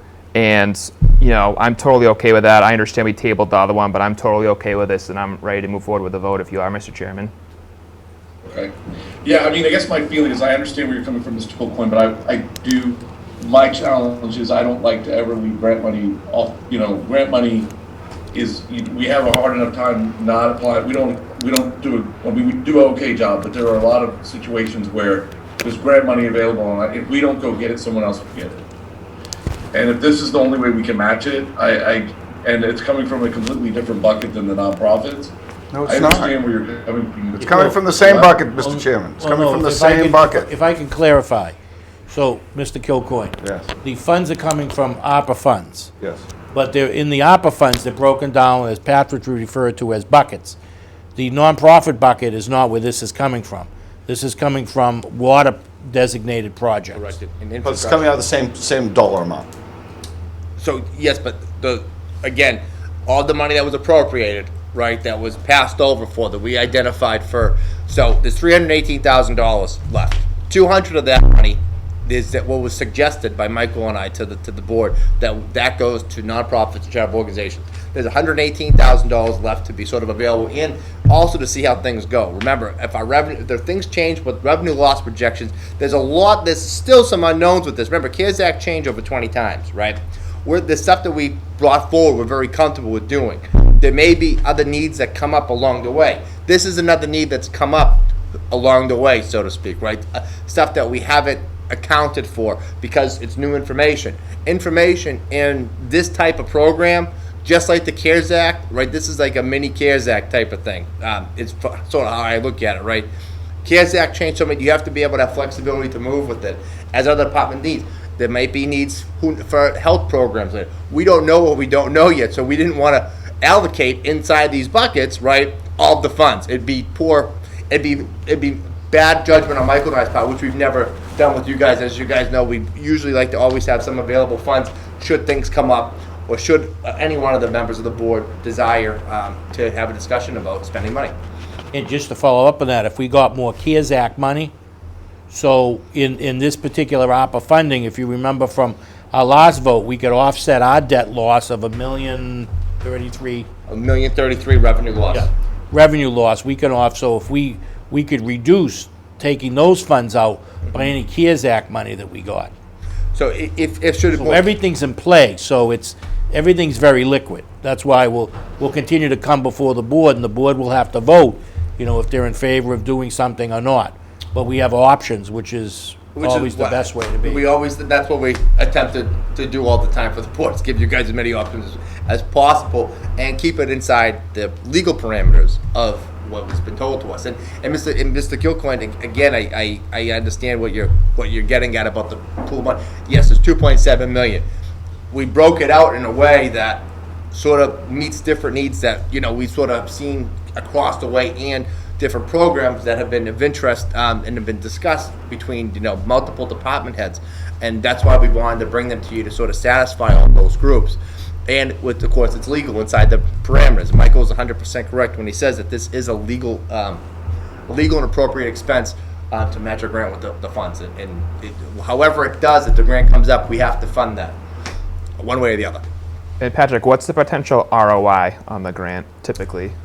I will defer that question. I'm not an expert on the how much. That's where I can't speak to what type of The rate, you want to know how much we're getting for the 15,000? Yeah, I want to say it's like 275,000, but it's in that vicinity. I would need to clarify, and I can get back to I everyone. apologize. I don't know, but It's more than enough of a ballpark. That's I think is to make sure what do we have going on. Whatever we get, it's things that We'll be getting more than we're shelling out. yeah. this is true. Is that good? Yeah. You try to keep it that way. Just to clarify this then, so if we basically we apply for this grant, or we've applied for this grant, if we don't get the grant, then this is a moot point, but if we get it, all we're saying tonight is, if we vote for it, is that we would earmark $15,000 of the money That's to it. match the grant. And if, But it would, so basically what we're saying is it would be in line with that bucket of that part of that ARPA money, that 50,000 of that particular initiative of that money would go towards matching this grant. Is what we're saying. But at this point, we're just kind of earmarking it. Is that correct? that's all it is. It's all this is simply a balance sheet. It's almost like a purchase order. That's what it is. It's a PO. If the PO doesn't come through, then it Don't gets, use the match. Then it goes back into the the pool of funds that is sort of undesignated. That's what it would fall back to. But It's up to the board. So, yeah, it's definitely not my call to make. all right. So based on that, I'm going to make a motion to designate the funding of $15,000 from the town's ARPA funds to match the Coastal Resiliency MVP grant if we receive it. Second. Motion been made and duly second. A roll call is in order. Mr. Rowland. Aye. Mr. Darcy. Aye. Mr. Kilcoyne. With reservations, aye. Unanimous vote to support the motion. All right. All right, so the next item is, hold on, let me grab this. The next item is discussion and after-fact vote on request to waive conservation RDA filing fee for beach department. Who's speaking on this? Mr. Chairman, if I may, so the Board of Selectmen is the only one that can waive fees. When we closed up the clinic, we had two of those sheds. Cindy needed some additional space at Wrexham. They really don't have an office. She got one of the sheds. We are held to the same standards as anyone else. We have to go through permitting with conservation, the building department, et cetera. So they had to do an RDA, and Mr. Kilcoyne's much more versed in the RDA than I'll ever be. but they had to go through the process. There's a filing fee, so we don't charge other agencies a town fee. So we come before the board to waive the fee. Okay. Yeah, I'm good with that. I have no questions. Mr. Darcy. No questions on this. Just before I forget, if after we vote, if we could take item number 18 out of order to make good use of our Harbor Master Mike DeMayo's time, because he's here in the room. So after we vote on this, Oh, we I could didn't do. know he was here. Thank you for letting me know. Yeah, sure thing. I can't see who's in the room, so. Yeah, sure thing. Who did we make sit in the whole room last time? The entire night? Oh, that poor guy. The guy from the holiday lights guy. Yeah, yeah. Guy, yeah. Well, he enjoyed himself. Yeah, yeah. He said he had fun. He got a great civics lesson. Perfect. All right. All right, cool. So I'll make a motion that, Mr. Kilcoyne. Anything on this? We got so sidetracked here. Where are we on? RDA, do you want to just give a Oh, quick absolutely. what RDA is? If you just Yeah, want this is a nothing, yeah. It absolutely should Yeah, be waiving this for the town. I assume. All right, so I'll make a motion to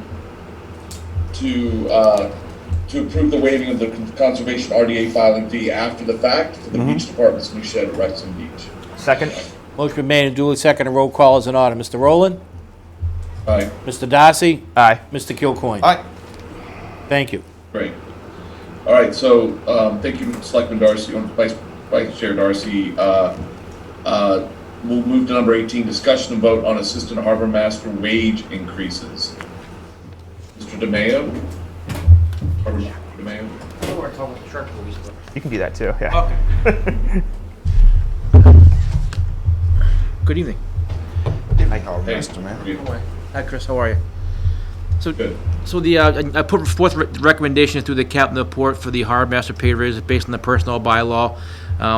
Some of the members, there was 9 members that haven't got raises in 2 or 3 years.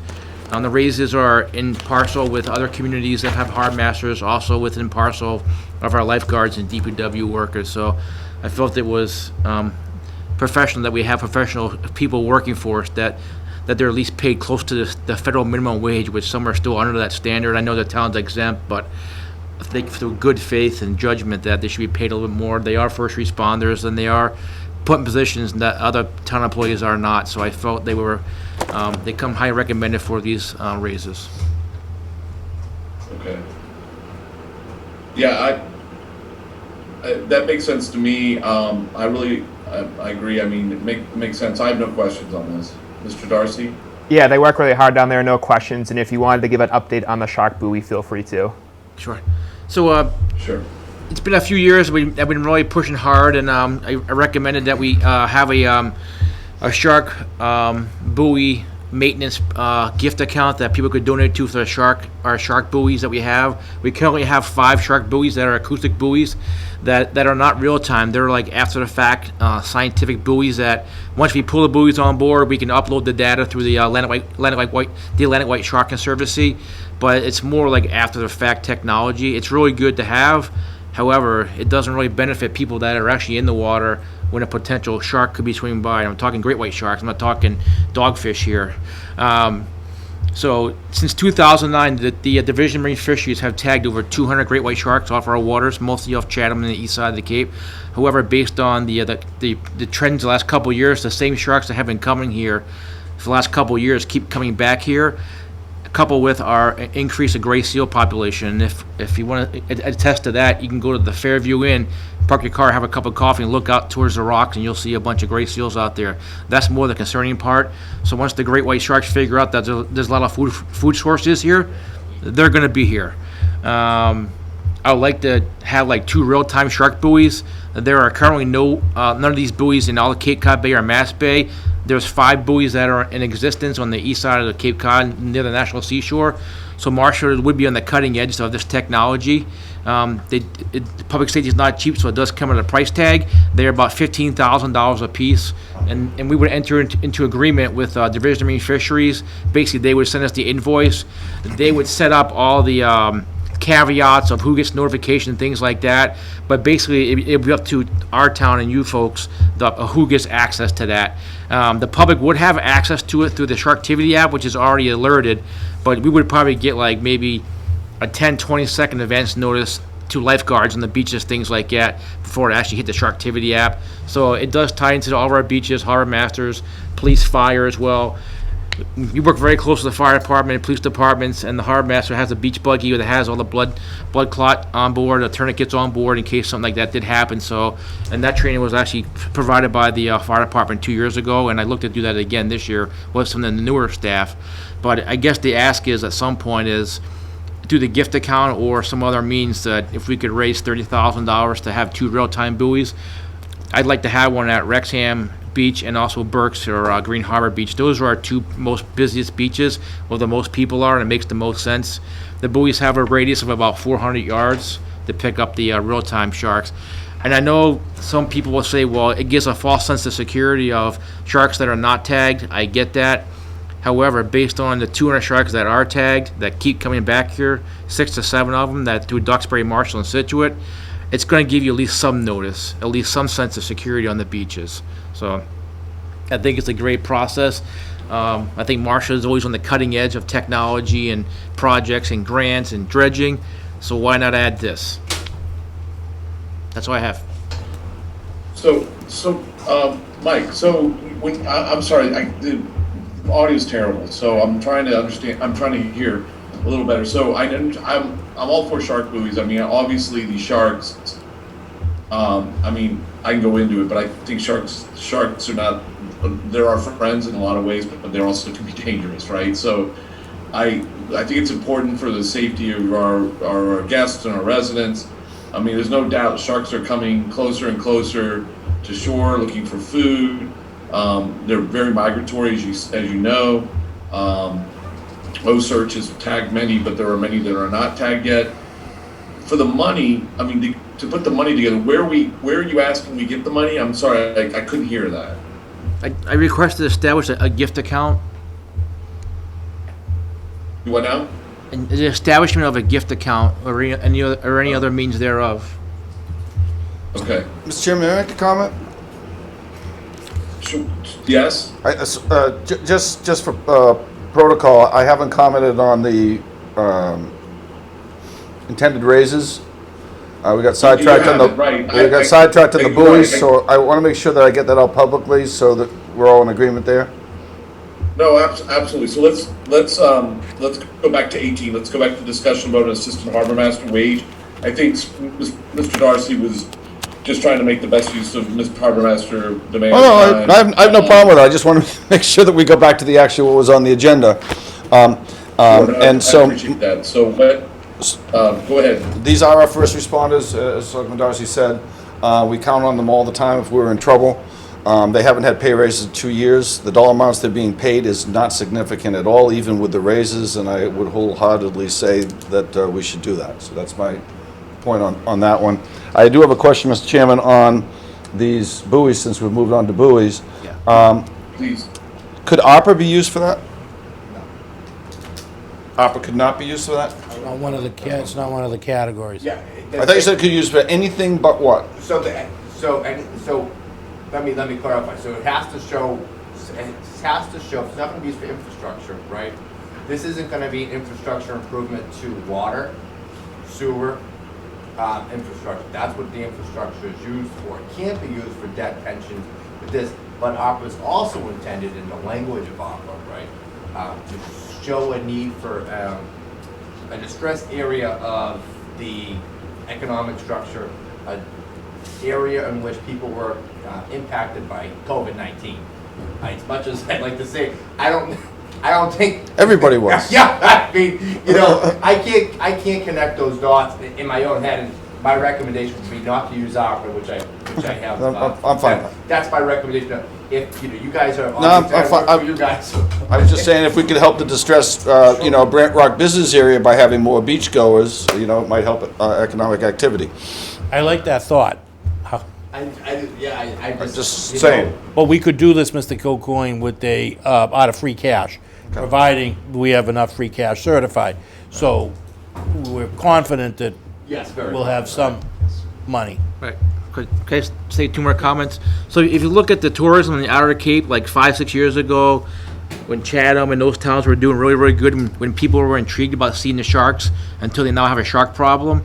If you look at their tourism numbers, no one's renting houses in the Cape beaches anymore because they don't want to go in the water. If we can provide some level of security for our people that come to our beaches, I think it's a good thing for our tourism. And I also provided, I think in the packet, of the latest Atlantic White Shark Conservancy study that was great whites in our coastal beaches from summer and winter spend 47% of their time in water 15 feet or less. I think it's pretty compelling. So, where are people in 15 feet or less? Same with the seals. So, Yeah, I think it makes a lot of sense. If someone's thinking about going to the beach but they're worried about sharks, they may choose Marshfield over another town, like what you said, gives us a leg up economically and for tourism, so it makes a lot of sense. So, Mr. Chairman, how do we go about setting up what are you officially requesting? So so again, mechanically, we couldn't establish a gift account until this money to go into the gift account. As Mr. Moresco said, I think that, I think that if the board votes to move forward with this, this would be appropriate out of our free cash article that is customarily done at the October town meeting. That would be that's the mechanical thing, but we couldn't establish a gift account without, if somebody wanted to donate $1 to the gift account, we could, but I can't go to the bank to establish a gift account set up under a trust in gifts, right, without any money. I just can't do it, that's I'd love to. Right. So basically, this would be a motion, this particular item, and we'll go back to 18 and I'll make a motion on that, but just to say this publicly, whatever.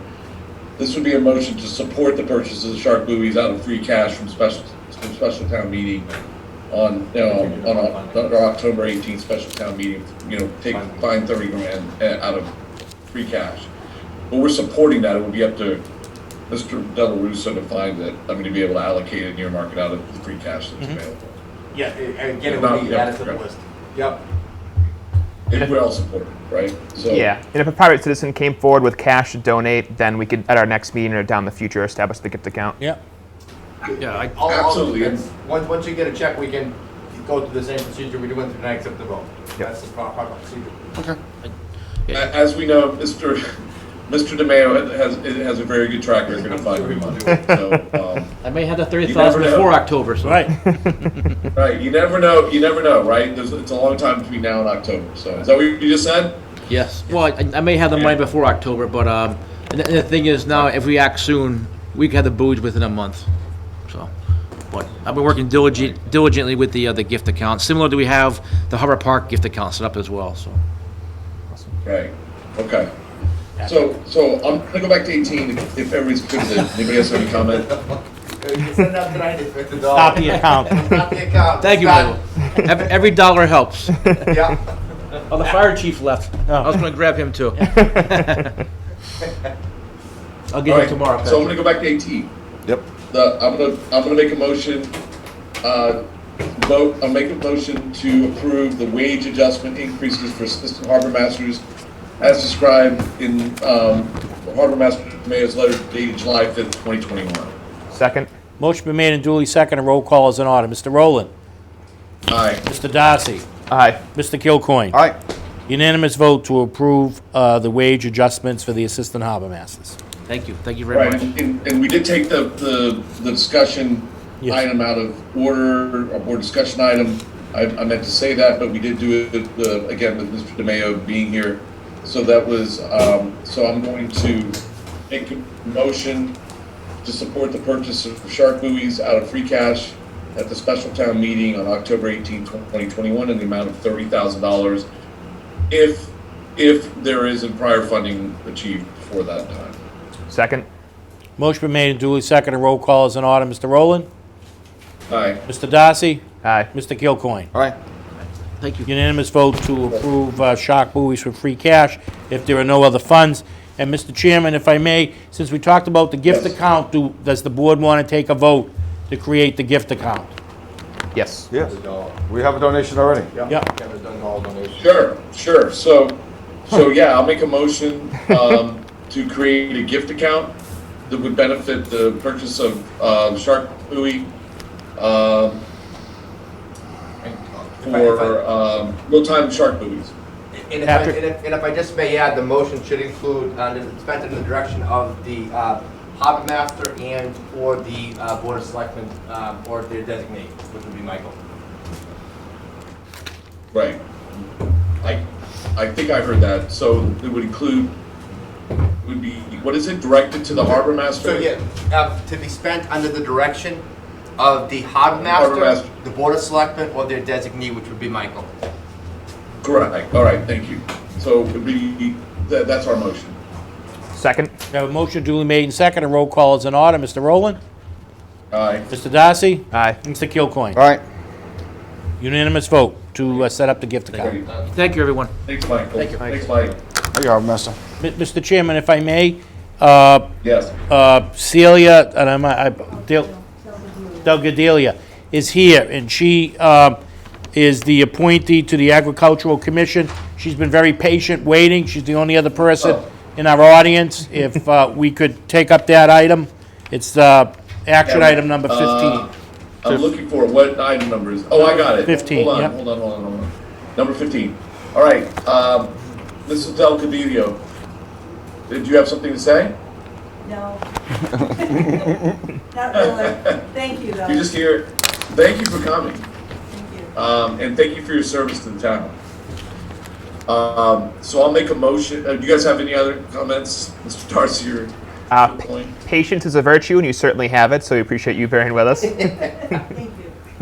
Yeah. I just want to say thank you for volunteering. We need, and I'm stating publicly, we do need people to step up, volunteer for this town. We've got a lot of openings, so I want to say thank you very much, and we're looking for other people willing to donate their time as well.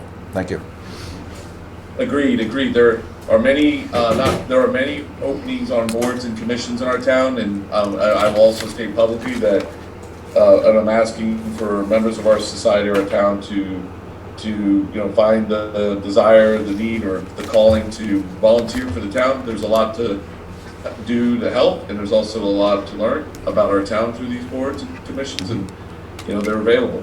So please reach out to our offices if you're interested. So I'm going to make a motion to appoint Cecilia Delgadillo, to our Agricultural Commission. Second? Motion been made and duly second. A roll call is in order. Mr. Rowland? Thanks. Mr. Darcy? Aye. Mr. Kilcoyne? All right. Unanimous vote to appoint Cecilia Delgadillo to the Agricultural Commission. Thank you so Congratulations. much. Thank you for volunteering. You're going to All have right, fun. the next item is discussion after the fact vote on the opioid statement. Mr. Marasco, do you want to talk about that? Yes, so as you know, the town has been involved with opioid now. We had outside counsel. We're part of a big class action, and we were notified about a month ago that there's a settlement, the Purdue Pharma plan.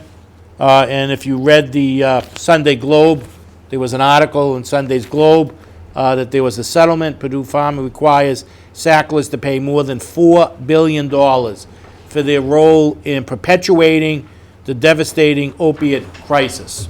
So in order, Attorney Levin Law Firm, Sandman, there's a whole bunch of them involved in this, and they had asked the town, we needed to notify them by a set date, and we weren't having a meeting, so I had to send on behalf of the board a letter telling them that we're in support, we were advised to support the Purdue Pharma LP bankruptcy plan, and we recommend that they approve our vote through the master ballot.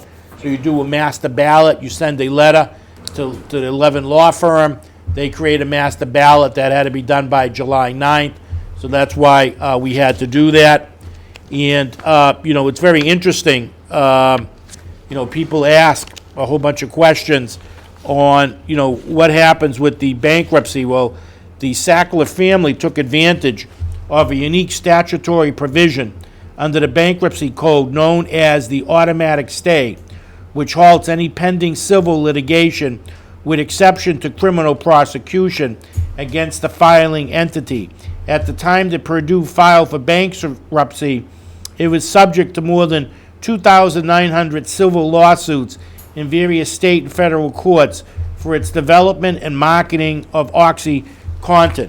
So with this settlement, they preserve their rights, they limit their prosecution, but in any case, they're on the hook for $4 billion that would be distributed to the Straits, and then at some point, we should get some money which will offset our police and fire costs that we were able to identify because of the opiates.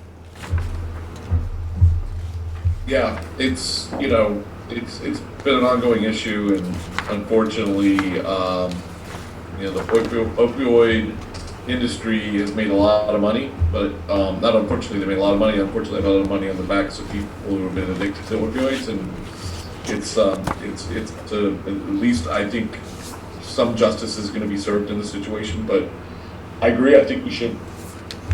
If the money's going to be out there, I think we should go get ours. So, Mr. Darcy. Yeah, I think this is the best way to ensure that we get our money from the settlement, and I love that you still get your paper in print. I like to touch it. Yeah, tactile. Mr. Cook, Yes, I totally agree with moving forward. all right, great. So I'll make a motion to approve after the fact for June 30th, 2021 letter that we received, a vote to support the plan. It's the Purdue Pharma LP bankruptcy plan. And furthermore, recommend a vote to approve the master ballot prior to the court's deadline of July 14th, 2021, as recommended by outside opioid counsel Levin Law. Second. Motion been made and duly seconded. Roll call is in order. Mr. Rowland. Aye. Mr. Darcy. Aye. Mr. Kilcoyne. Aye. Unanimous vote to approve after the fact letter. Great. Hopefully we get some money. Discussion vote on request to place memorial bench at Peter Igo Park. I've read through this. I know, it's an excellent gesture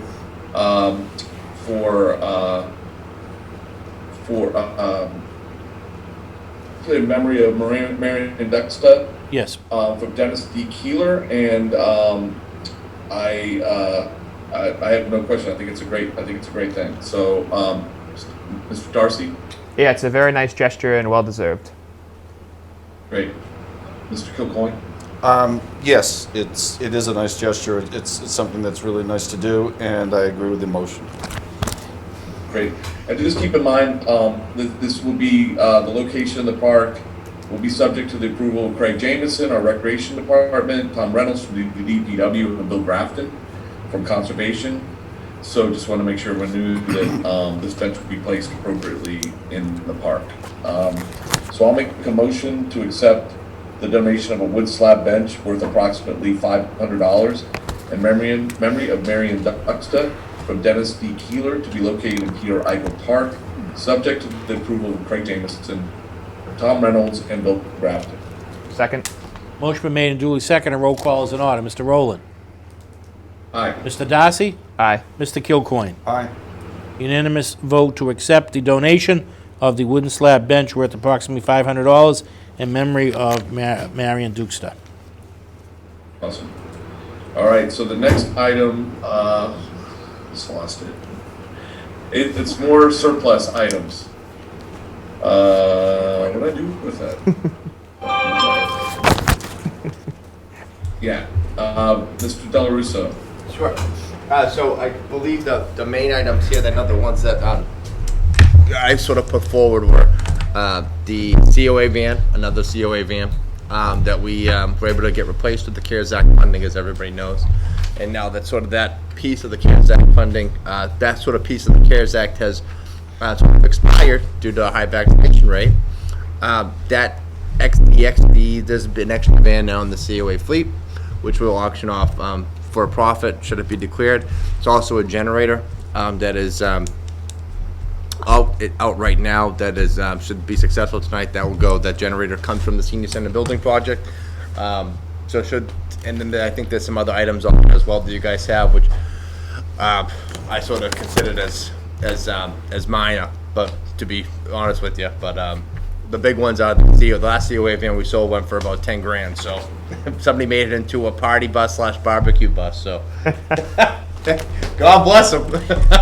Kowski bought it, yeah. Yeah. All right, cool. Thanks, guys. So any questions, Mr. Darcy? No questions. Mr. Coyne? None. All right, so I'm gonna make a motion to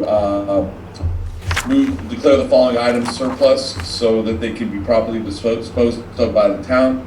The Council on Aging bus, number 154, outside umbrellas, 2003 Cummins standby generator fueled by natural gas, and 3 dehumidifiers.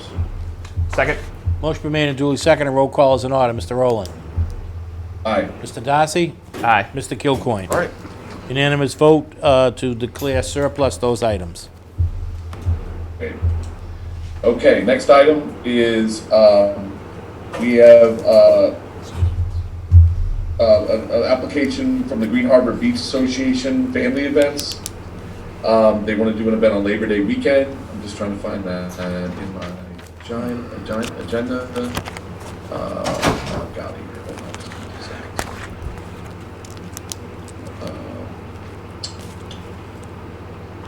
Give me just 1 second. All right. They're looking for. Here we are.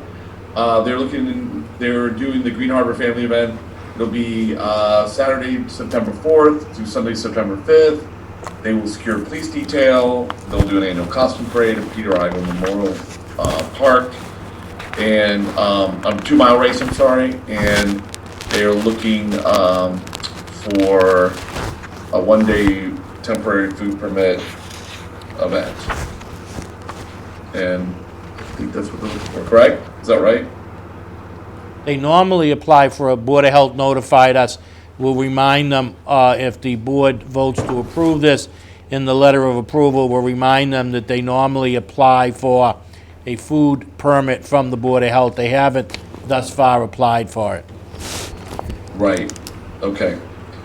So the motion that, all right, so they would just need to do that, apply, we would grant them that, subject to the Board of Health approval, correct? It can if they apply, yes. So we would approve. All right, Mr. Darcy, anything? No questions. Mr. Coyne? Nope.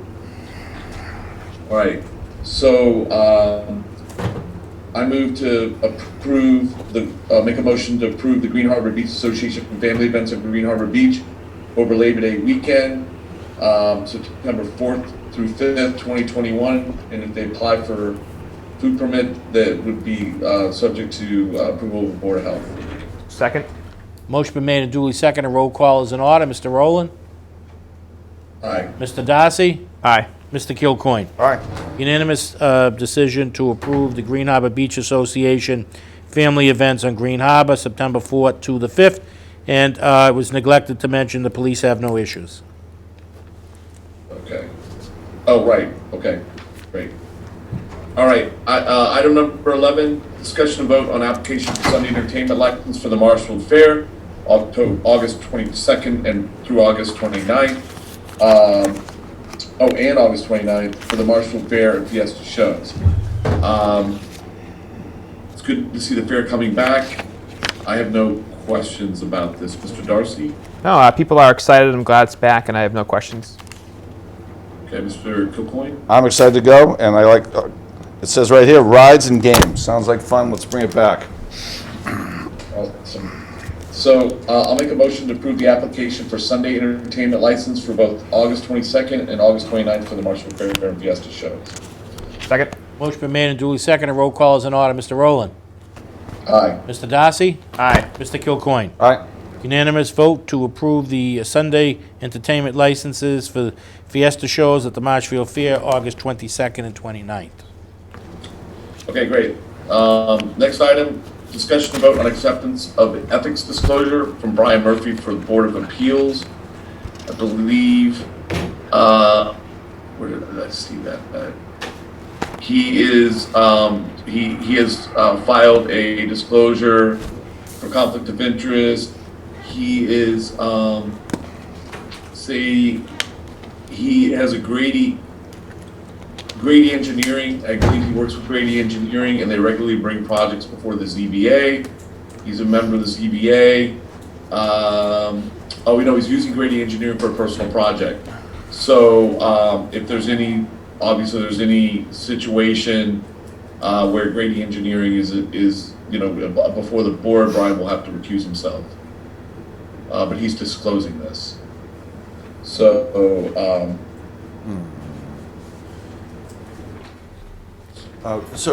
Just a point of order, Mr. Chairman. yeah, I thought he was just doing a notice here. I don't think because of this, he has to recuse himself anytime Grady Engineering comes before the zoning board of appeals. I guess that's true. That's Yeah, I correct. mean, that. I guess that's true because, apologies, you're right. All he's saying is that Grady Engineering is doing a job for him, and he's just disclosing that. Yeah, just like you say, you know, I'm on the board of the Boys and Girls Club. Yeah. Yeah. Right. Thank you. All right, so, yeah, thank you. Anything from you, Mr. Darcy? No. All right. So, I will make a motion to accept Brian Murphy of the ZBA's ethics disclosure. Second? Motion been made and duly seconded. Roll call is in order. Mr. Rowland? Aye. Mr. Darcy? Aye. Mr. Kilcoyne? All right. Unanimous vote to accept Brian Murphy's of the ZBA ethics disclosure. Great. The next item is the appointment of Maria Maggio to the Council on Aging Board. I know the Marshfield Police Department has no issues, and I'd like to thank Ms. Maggio's willingness to serve on the board. I have no other questions. Mr. Darcy. Yeah, no questions. Looks like it's for Maria Maggio and Nancy Curie, so we just killed two birds with one stone. There's only one opening right now. Oh, okay. So it's a little premature until the COA votes. Gotcha. Okay. So Carol would like to wait. Got it. All right, great. Okay. Mr. Kilcoyne? Once again, if Ms. Maggio is out there, thank you very much for volunteering. I'll say again, we have a lot of openings this town. We could use citizen volunteers to step forward. A lot of them are really fun to do, and I do appreciate her volunteering. Great. So I'll make a motion to approve Maria Maggio to the council on the appointment of approve the appointment of Maria Maggio to the Council on Aging Board. Second? Motion been made and duly seconded. Roll call is in order. Mr. Rowland? Aye. Mr. Darcy? Aye. Mr. Kilcoyne? All right. Unanimous vote to appoint Maria Maggio to the COA board. Great. The next item is the appointment of James McCory to the Cultural Council. I also know the Marshfield Police Department has no issues with this candidate. I'd also like to thank Mr. McCory for his willingness to volunteer. I have no questions. Mr. Darcy. No questions. Mr. Kilcoyne. Nope, just thank you, Mr. McCory, for volunteering. We do need volunteers. Great. All right, so I'll make a motion to appoint James McCory to the Cultural Council. Second? Motion been made and duly seconded. Roll call is in order. Mr. Rowland? Aye. Mr. Darcy? Aye. Mr. Kilcoyne? All right. We also have Carol McCory, who is Yes. also applying to serve on the Cultural Council, and the MPD has no issues with this candidate either. Again, I thank Carol McCory for her willingness to serve. I have no questions. Mr. Darcy. No questions. Mr. Kilcoyne? No questions. All right, so I'll make a motion to appoint Carol McCory to the Cultural Council. Second? Motion been made and duly seconded. Roll call is in order. Mr. Rowland? Aye. Mr. Darcy? Aye. Mr. Kilcoyne? All right. Unanimous vote to appoint Carol McCory to the Cultural Council. All right.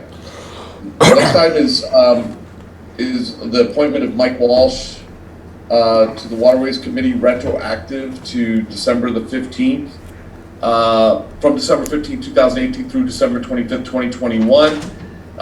Mr. Walsh unfortunately resigned his position with the Waterways Committee, but because of that, we need to vote in we need to vote in arrears basically, so that that his votes taken during that time period will count, will be counted. So, I thank Mr. Walsh for his service, and I have no other questions. Mr. Darcy. Is it supposed to be through June 25th, 2021? Correct, Not June December? 25th, Sorry, 2021. June 25th. I'm toggling screens, so Yeah. it's not. No worries. So, Yeah, no Thank you. questions. thank you. Mr. Kilcoyne? No questions. All right, so I'll make a motion to, keep losing my place. It's like these great when I do these things. I'll make a motion to appoint Mike Walsh to the Waterways Committee retroactive to December 15, 2018 through June 25th, 2021. Second? That's my, Motion's been made and duly seconded. Roll call is in order. Mr. Rowland? aye. Mr. Darcy? Aye. Mr. Kilcoyne? All right. Passes unanimously to appoint Mike Walsh to the Waterways Committee retroactive December 15, 2018 through June 25th, 2021. Great. Next item is discussion and vote on application for temporary entertainment license for the Marshall Country Club. I believe they're having a tent put out there and a live band, and it's for one of their golf tournaments. I do know that it's the annual Atwater Cup that they do on Friday, July 16th, and they are, like I said, they're going to have a live band, but they'll be done at 10:30.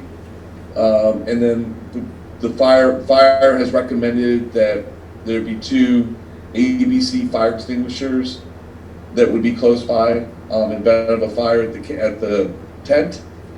But otherwise, the building department and the police department have no issues. So I'm fine. Yeah, Mr. Darcy. Yeah, no questions. Mr. Kilcoyne. No questions.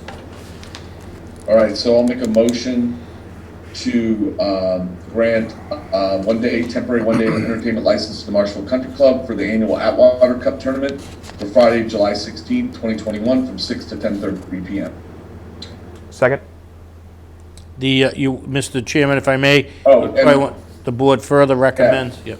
Yeah, the board further recommends that the vendor provides 2 ABC fire extinguishers that can be utilized in the event of a fire. Second? Motion been made and duly seconded. Roll call is in order. Mr. Rowland? Aye. Mr. Darcy? Aye. Mr. Kilcoyne? Aye. Unanimous vote to approve a temporary one-day entertainment license, Marshfield Country Club, which includes the 2 fire extinguishers. Okay. The next item is discussion and vote on board committee reappointments from July 1st, obviously retroactive to July 1st, 2021 through June 30th, 2024. Mr. Prescott, do we do these individually? You have to do them individually. Each one will require a vote because we're remote. Right, got it. So, first is Airport Commission, Robert Riley. I have no questions. Darcy, Mr. Darcy? No questions. Mr. Kilcoyne? No questions. Thank you for your service. Yes, so I'll make a motion to reappoint Robert Riley to the Airport Commission. Second? Motion been made and duly seconded. Roll call is in order. Mr. Rowland? Aye. Mr. Darcy? Aye. Mr. Kilcoyne? Aye. Unanimous vote to reappoint Robert Riley to the Airport Commission through June 30th, 2024.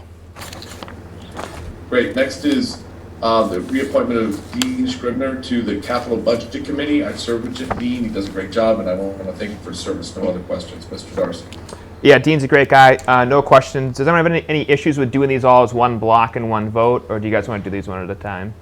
We have to do them one at a time because One at a we're time, in remote. If we were Oh. in here, we could do them. Yeah. Got it. Okay. All right, Mr. Darcy? No questions. All right, Mr. Kilcoyne? No questions. Thank Right. you once again for donating your time. Okay, so I'll make a motion to appoint Dean Scribner to the Capital Budget Committee. Second? Motion been made and duly seconded. Roll call is in order. Mr. Rowland? Aye. Mr. Darcy? Aye. Mr. Kilcoyne? Aye. Unanimous approval to reappoint Dean Scribner through June 30th, 2024. The next is Capital Project Building Committee. First is Harry Murphy. I have no, thank you for service, I have no questions. No questions. No questions at all. Thank you once again for your service. All right, so I'll make a motion to appoint Harry Murphy to the Capital Project Building Committee. Second? If I may, Mr. Chair, it's reappoint. He reappoints, thank you. Motion been made and duly seconded. Roll call is in order. Mr. Rowland? Aye. Mr. Darcy? Aye. Mr. Kilcoyne? Aye. Unanimous vote to reappoint Harry Murphy, Capital Project Building Committee through June 30th, 2024. Great. Next, item is the reappointment of John Viola to Capital Project Building Committee. Thank you, Mr. Viola. I have no questions. No questions. Mr. Viola, thank you for volunteering. No questions. Great. So I'll make a motion to appoint John Viola to the Capital Project Building Committee. Mr. Chairman, if I could just interject, reappoint? I thought I said reappoint. No, you said appoint. Sorry. Yep. All right, reappoint. Thank you. Second. Motion been made and duly seconded. Roll call is in order. Mr. Rowland? Aye. Mr. Darcy? Aye. Mr. Kilcoyne? Aye. Unanimous vote to reappoint John Viola to the Capital Project Building Committee through June 30th, 2024. Great. Next item is to reappoint Laura Harvey to the Cultural Council. I have no questions. Mr. Darcy? No questions. Mr. Kilcoyne? Laura Harvey, thank you very much for donating to the town. No questions. All right, so I'll make a motion to reappoint Laura Harvey to Cultural Council. Second. Motion been made and duly seconded. Roll call is in order. Mr. Rowland? Aye. Mr. Darcy? Aye. Mr. Kilcoyne? Aye. Unanimous vote to reappoint Laura Harvey to the Cultural Council through June 30th, 2024. Great. Next item is to reappoint Susan Karen to the Open Space Committee. I have no questions. Mr. Darcy? No questions. Mr. Kilcoyne? Susan Karen, thank you very much for volunteering on the Conservation Commission. I do appreciate it. No questions. Great. So I'll make a motion to reappoint Susan Karen to the Open Space Committee. Motion's been made and duly seconded. Roll call is in order. Mr. Rowland? Aye. Mr. Darcy? Aye. I got a little ahead of you, Mr. That's Darcy. okay. Mr. Kilcoyne? Aye.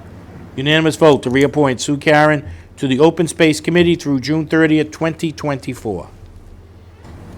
Great. Next one is to reappoint Brian Murphy to the Recreation Field Committee.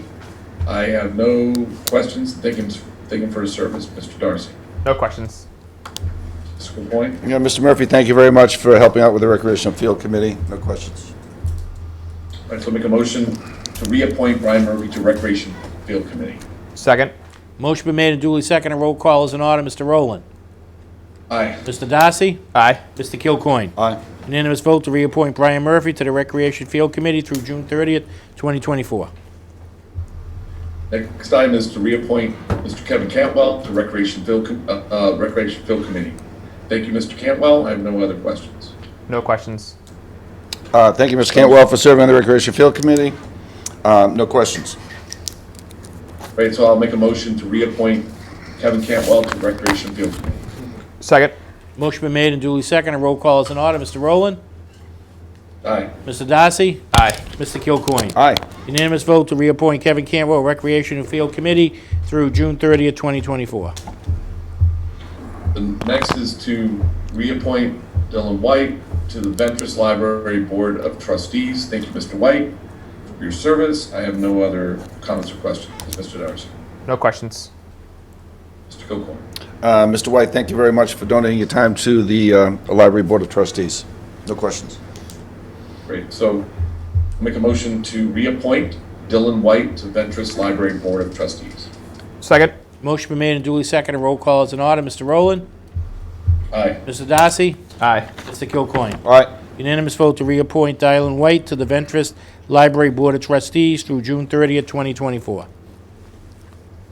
Okay, next we move on to board discussions.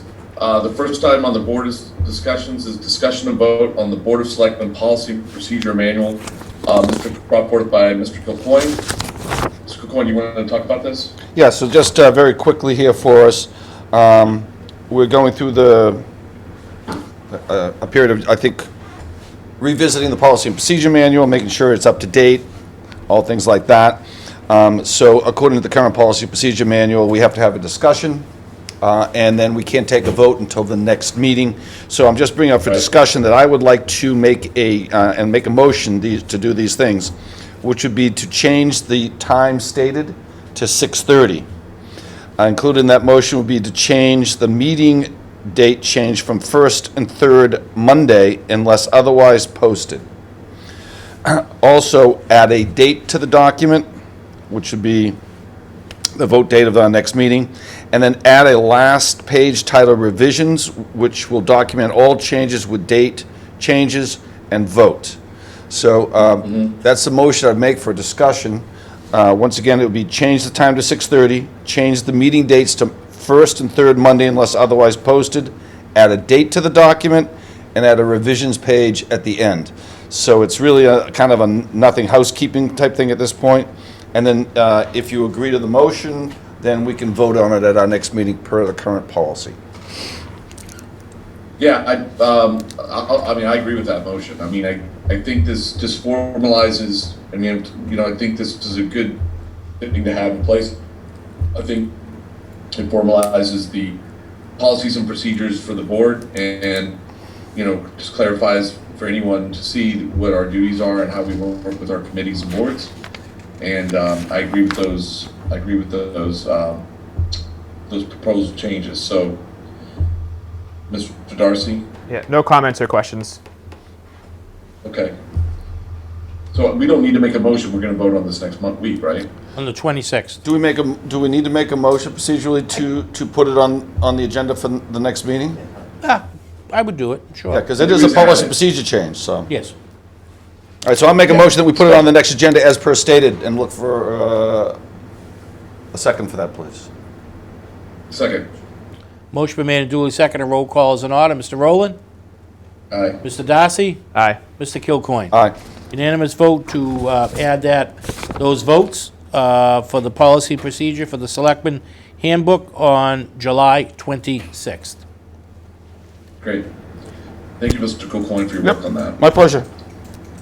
The next item would be discussion and possible vote of Board of Selectmen office hours. I mean, that's coming from me. One of the things that I'd like to do, and I was gonna, you know, I think, you know, welcome the other members of our board, would be to find a regular time to hold office hours here at Town Hall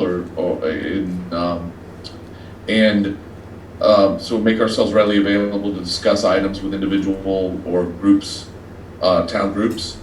And one of the things that, you know, I thought would be important would be to, you know, have a set time, but make sure that it was invitation. I mean,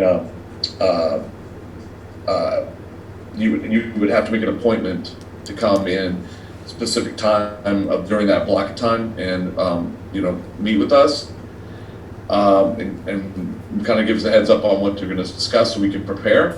But I discussed this with Mr. Moresco, and I think we were talking about Thursday being a good time for that. Michael, wasn't that correct? Yes. Or was there, I couldn't remember what we Yes, talked about. Thursday, I'd say yep. Thursday, one of those Yes. days. Thursday? Yes. Yeah. What time did we say?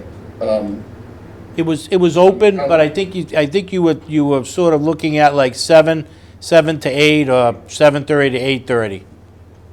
Yeah, like, you know, early evening, like an hour and a half time to be here and allow, you know, have those things, have people come in and talk to us about their, you know, issues and concerns. So I'm planning on doing it, but I wanted to bring it to the board and let you guys know that was kind of my idea. So if you have any, Mr. Darcy or Mr. Kilcoyne, anything to add?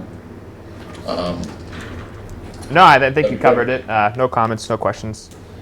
Yes, Mr. Chairman, just, you might have said this, is this planned monthly, bi-monthly? How are we planning this? Yeah, that's a good, I mean, that's a good discussion item. I'm not really sure. I don't really know what I mean, I think what will happen is that we'll set the hours and then, you know, we could do it bi-weekly to start, and if it, you know, becomes really popular, maybe, you know, and again, I don't think that we all three have to be there because it's not going to be a vote. It's really, I mean, I guess I would say if at least one of us was there or it was a specific item, and ideally it's just blocking that time to have them come in and talk with us.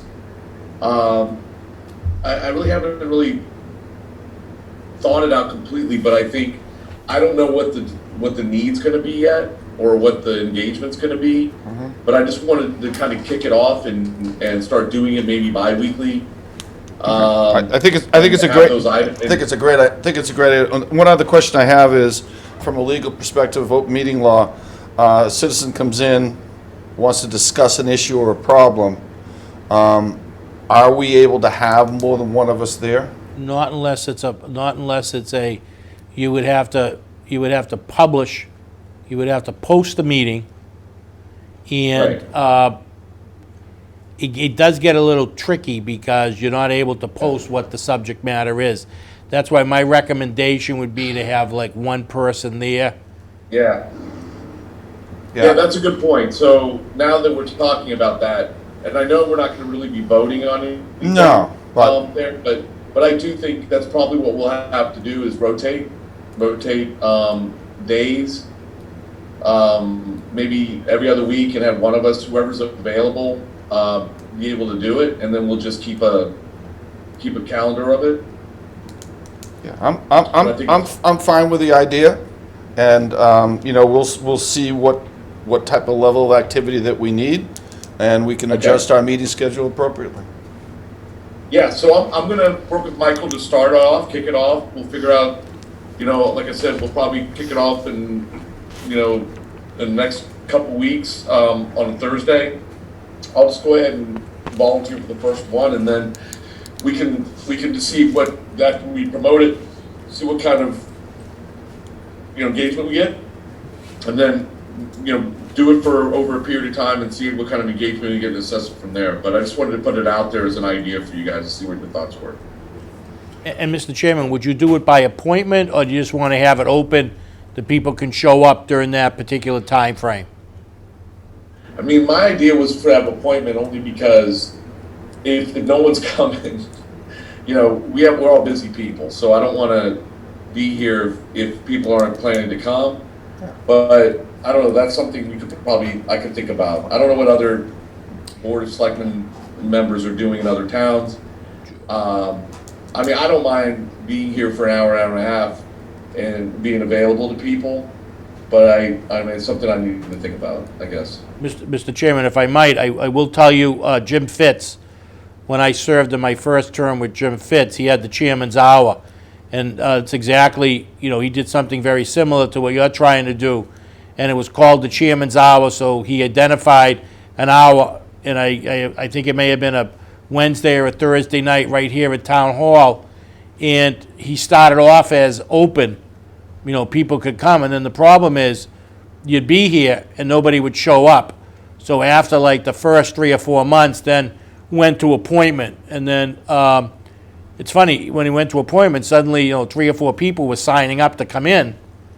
And then it died off. It was sort of ebb and flow depending upon what was going on. And, other selectmen joined, so if there was going to be another selectman, we just filed a meeting notice.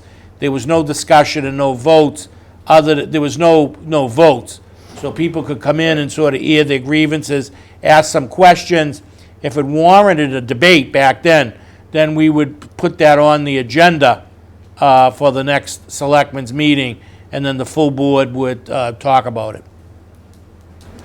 No, I appreciate that insight and that history, Michael. I think that's pretty much the kind of thing I'm thinking about, and I think I like the idea of that, making it the chairman's hour or office hour, make it by appointment, and then, like you said, if you guys want to come, we'll just file as an open meeting. And the bottom line is we're not going to be voting, we're not going to be discussing anything specific, but we'll just make sure we file as an open meeting if we're going to have multiple selectmen there. So, If I may, Mr. Chairman, so we're going to move forward with by appointment. Yeah, Okay. Well, I think so. I mean, I think that's the idea, based on engagement history that Mr. Moresco just talked about. I mean, I don't have personal experience with how it's going to go. I just know that from what I've heard around town, through talking with people in town, is they want to feel like the Board of Selectmen is available to them. And I know we all are, but I think if we set specific times that we are available, that we dedicate to being available to listen to people, I think that people will appreciate it and take advantage of it, but I'm hopeful of that. we'll just have to see. But I think it'd be good to know they're coming. You know, so that's what I would do. All right. Anything else on that? No. So we'll get that together, and then I'll have Michael share it with everybody. All right. The next item. Where did I do it? Is our another discussion is the vote on change from Board of Selectmen to Select Board. This is something that I brought up 2 years ago after attending the MMA and the Select Board Association meeting, the actual meeting where they changed their name from the Board of Selectmen Association to the Select Board Association. I believe that's what they call it. Yes. But ultimately, it's in line. I believe it's in line with kind of the way that a lot of these the boards are going, and so it's just like a natural move for us, and something I know we've all been talking about. So I think it's something that I'd like to move forward with, but I wanted to bring it to you guys. So, Mr. Darcy. Yeah, I think in terms of our peers, our next door neighbor Situate did that very recently at one of their town meetings. So that just seems to be where things are trending. It's time to take it to a town meeting vote. So I think that makes sense to let the members of town meeting decide. Yeah, I agree with that. I mean, I think town should decide. I do think it's a more inclusive title for this board, and you know, again, I agree with you though. I think we should just say that we endorse it and then take it to town meeting and let them decide what we call it. So, Mr. Kilcombe. Yeah, I actually put that on my cards when I was in my posters true. when I was running this time. So yes, I definitely do agree with that. I also agree with Selectman Darcy that you know, it is officially, I think, up to the town. We should put it on for a vote for them, let them make a decision for us. Great. All right. So, Mr. Moresco, let's make sure that we add that to the warrant for town meeting. We will. So if you take a vote tonight, Bob has all the necessary articles because it's got to be changed in the bylaw, it's got to be changed in the charter and somewhere else. So we'll put it on for the October 18th. All right. So I'll make a motion to change I'll make a motion to change the name of the Board of Selectmen, Town of Marshfield, to the Select Board, and take any other action necessary to make that change as discussed. Second. Motion been made and duly seconded. Roll call is in order. Mr. Rowland? Aye. Mr. Darcy? Aye. Mr. Kilcoyne? All right. Unanimous vote to change the name Board of Selectmen to Select Board and take any other action necessary, and it will get it on the warrant for October 18th. Great. And then we have a discussion vote on a letter to Division of Marine Fisheries. Reason is the closure of clam flats. I know, Mr. Kilcoyne, you want to talk about that? Yes, I've been working with Patrick O'Connor and Patrick Kearney, as well as Situate Harbor Master, Marshfield Harbor Master. Without going into great detail, the recreational flats of both the North and South River have been closed, and I want to I would like to make a motion that the Select Board of Marshfield, Board of Selectmen Marshfield, will craft a letter in support of reopening the flats to Mass Fisheries, and I'm willing to craft that letter for you to review prior to the vote. And I just wanted to get your thoughts and views if that was something you wanted me to go forward with before I did it. Yeah, I'm good with it. I've seen the letter. I've seen the efforts that both Patrick O'Connor and Patrick Kearney have both been making on behalf of this issue, and I support that. So I think it makes a lot of sense for us to also encourage the opening of the clam flats. Mr. Darcy, do you have a comment or concern on this? No, it makes sense. No comments or questions. Okay. I'll craft a letter up then for review. The only thing I would say is, do you want to craft a letter, or would it make more sense for Mr. Moresco to craft it? No, I'm pretty involved in this project. I've already got some help from Senator O'Connor's office as well as Patrick Kearney's, so we have similar goals of how we're writing it. And I've also just recently got a copy of Harbor Master Mayo's letter, so it should be pretty easy to craft. Okay, I'm fine with it. I mean, obviously, we'd have to, Mike's already we busy have enough. to, read it and approve it, right? Sign it, Yes. so. Yeah, I'll write it and then I'll submit to you guys to look at, and if you have comments and changes or whatever you want to make, you know what I'm saying? And, you know, that takes a little weight off of Michael. Okay, are you good with that, Michael? Yes, Assuming you are. yes. All do right, it if you so want. I'll make, you gonna make the motion? I would like to make that motion that, we will move forward with the crafting of a letter in support of the opening of the recreational shellfish in the North and South Rivers. How about for a I'll second? All right, we have a second? Okay, motion been made and duly seconded. Roll call is in order. Mr. Rowland? All right, Mr. Darcy? Aye. Mr. Kilcoyne? All right, Unanimous vote to have Mr. Kilcoyne draft a letter for review by the board to the Division of Marine Fisheries regarding the closure of the clam flats. all right, so, the next thing is vote to accept the minutes of June 21st, 2021. We have signatures? Yes. Okay, I'll make that motion. Second. Motion been made and duly seconded. Roll call is in order. Mr. Rowland? Aye. Mr. Darcy? Aye. Mr. Kilcoyne? aye. Unanimous vote to accept the minutes of June 21st, 2021. Okay, did I miss anything? No, we covered everything. All right, I'll make a motion to adjourn. Second. Motion's been made and duly seconded. Roll call is in order. Mr. Rowland? Aye. Mr. Darcy? Aye. Mr. Kilcoyne? Aye. Unanimous vote to adjourn. Our next meeting will be July 26th.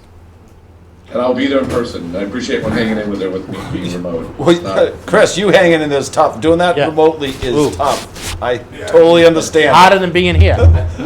Ben did that for a It's year. not easy. Okay. No, it's not. You did a great job. All right, thanks, guys. You guys are great. I'll talk to you.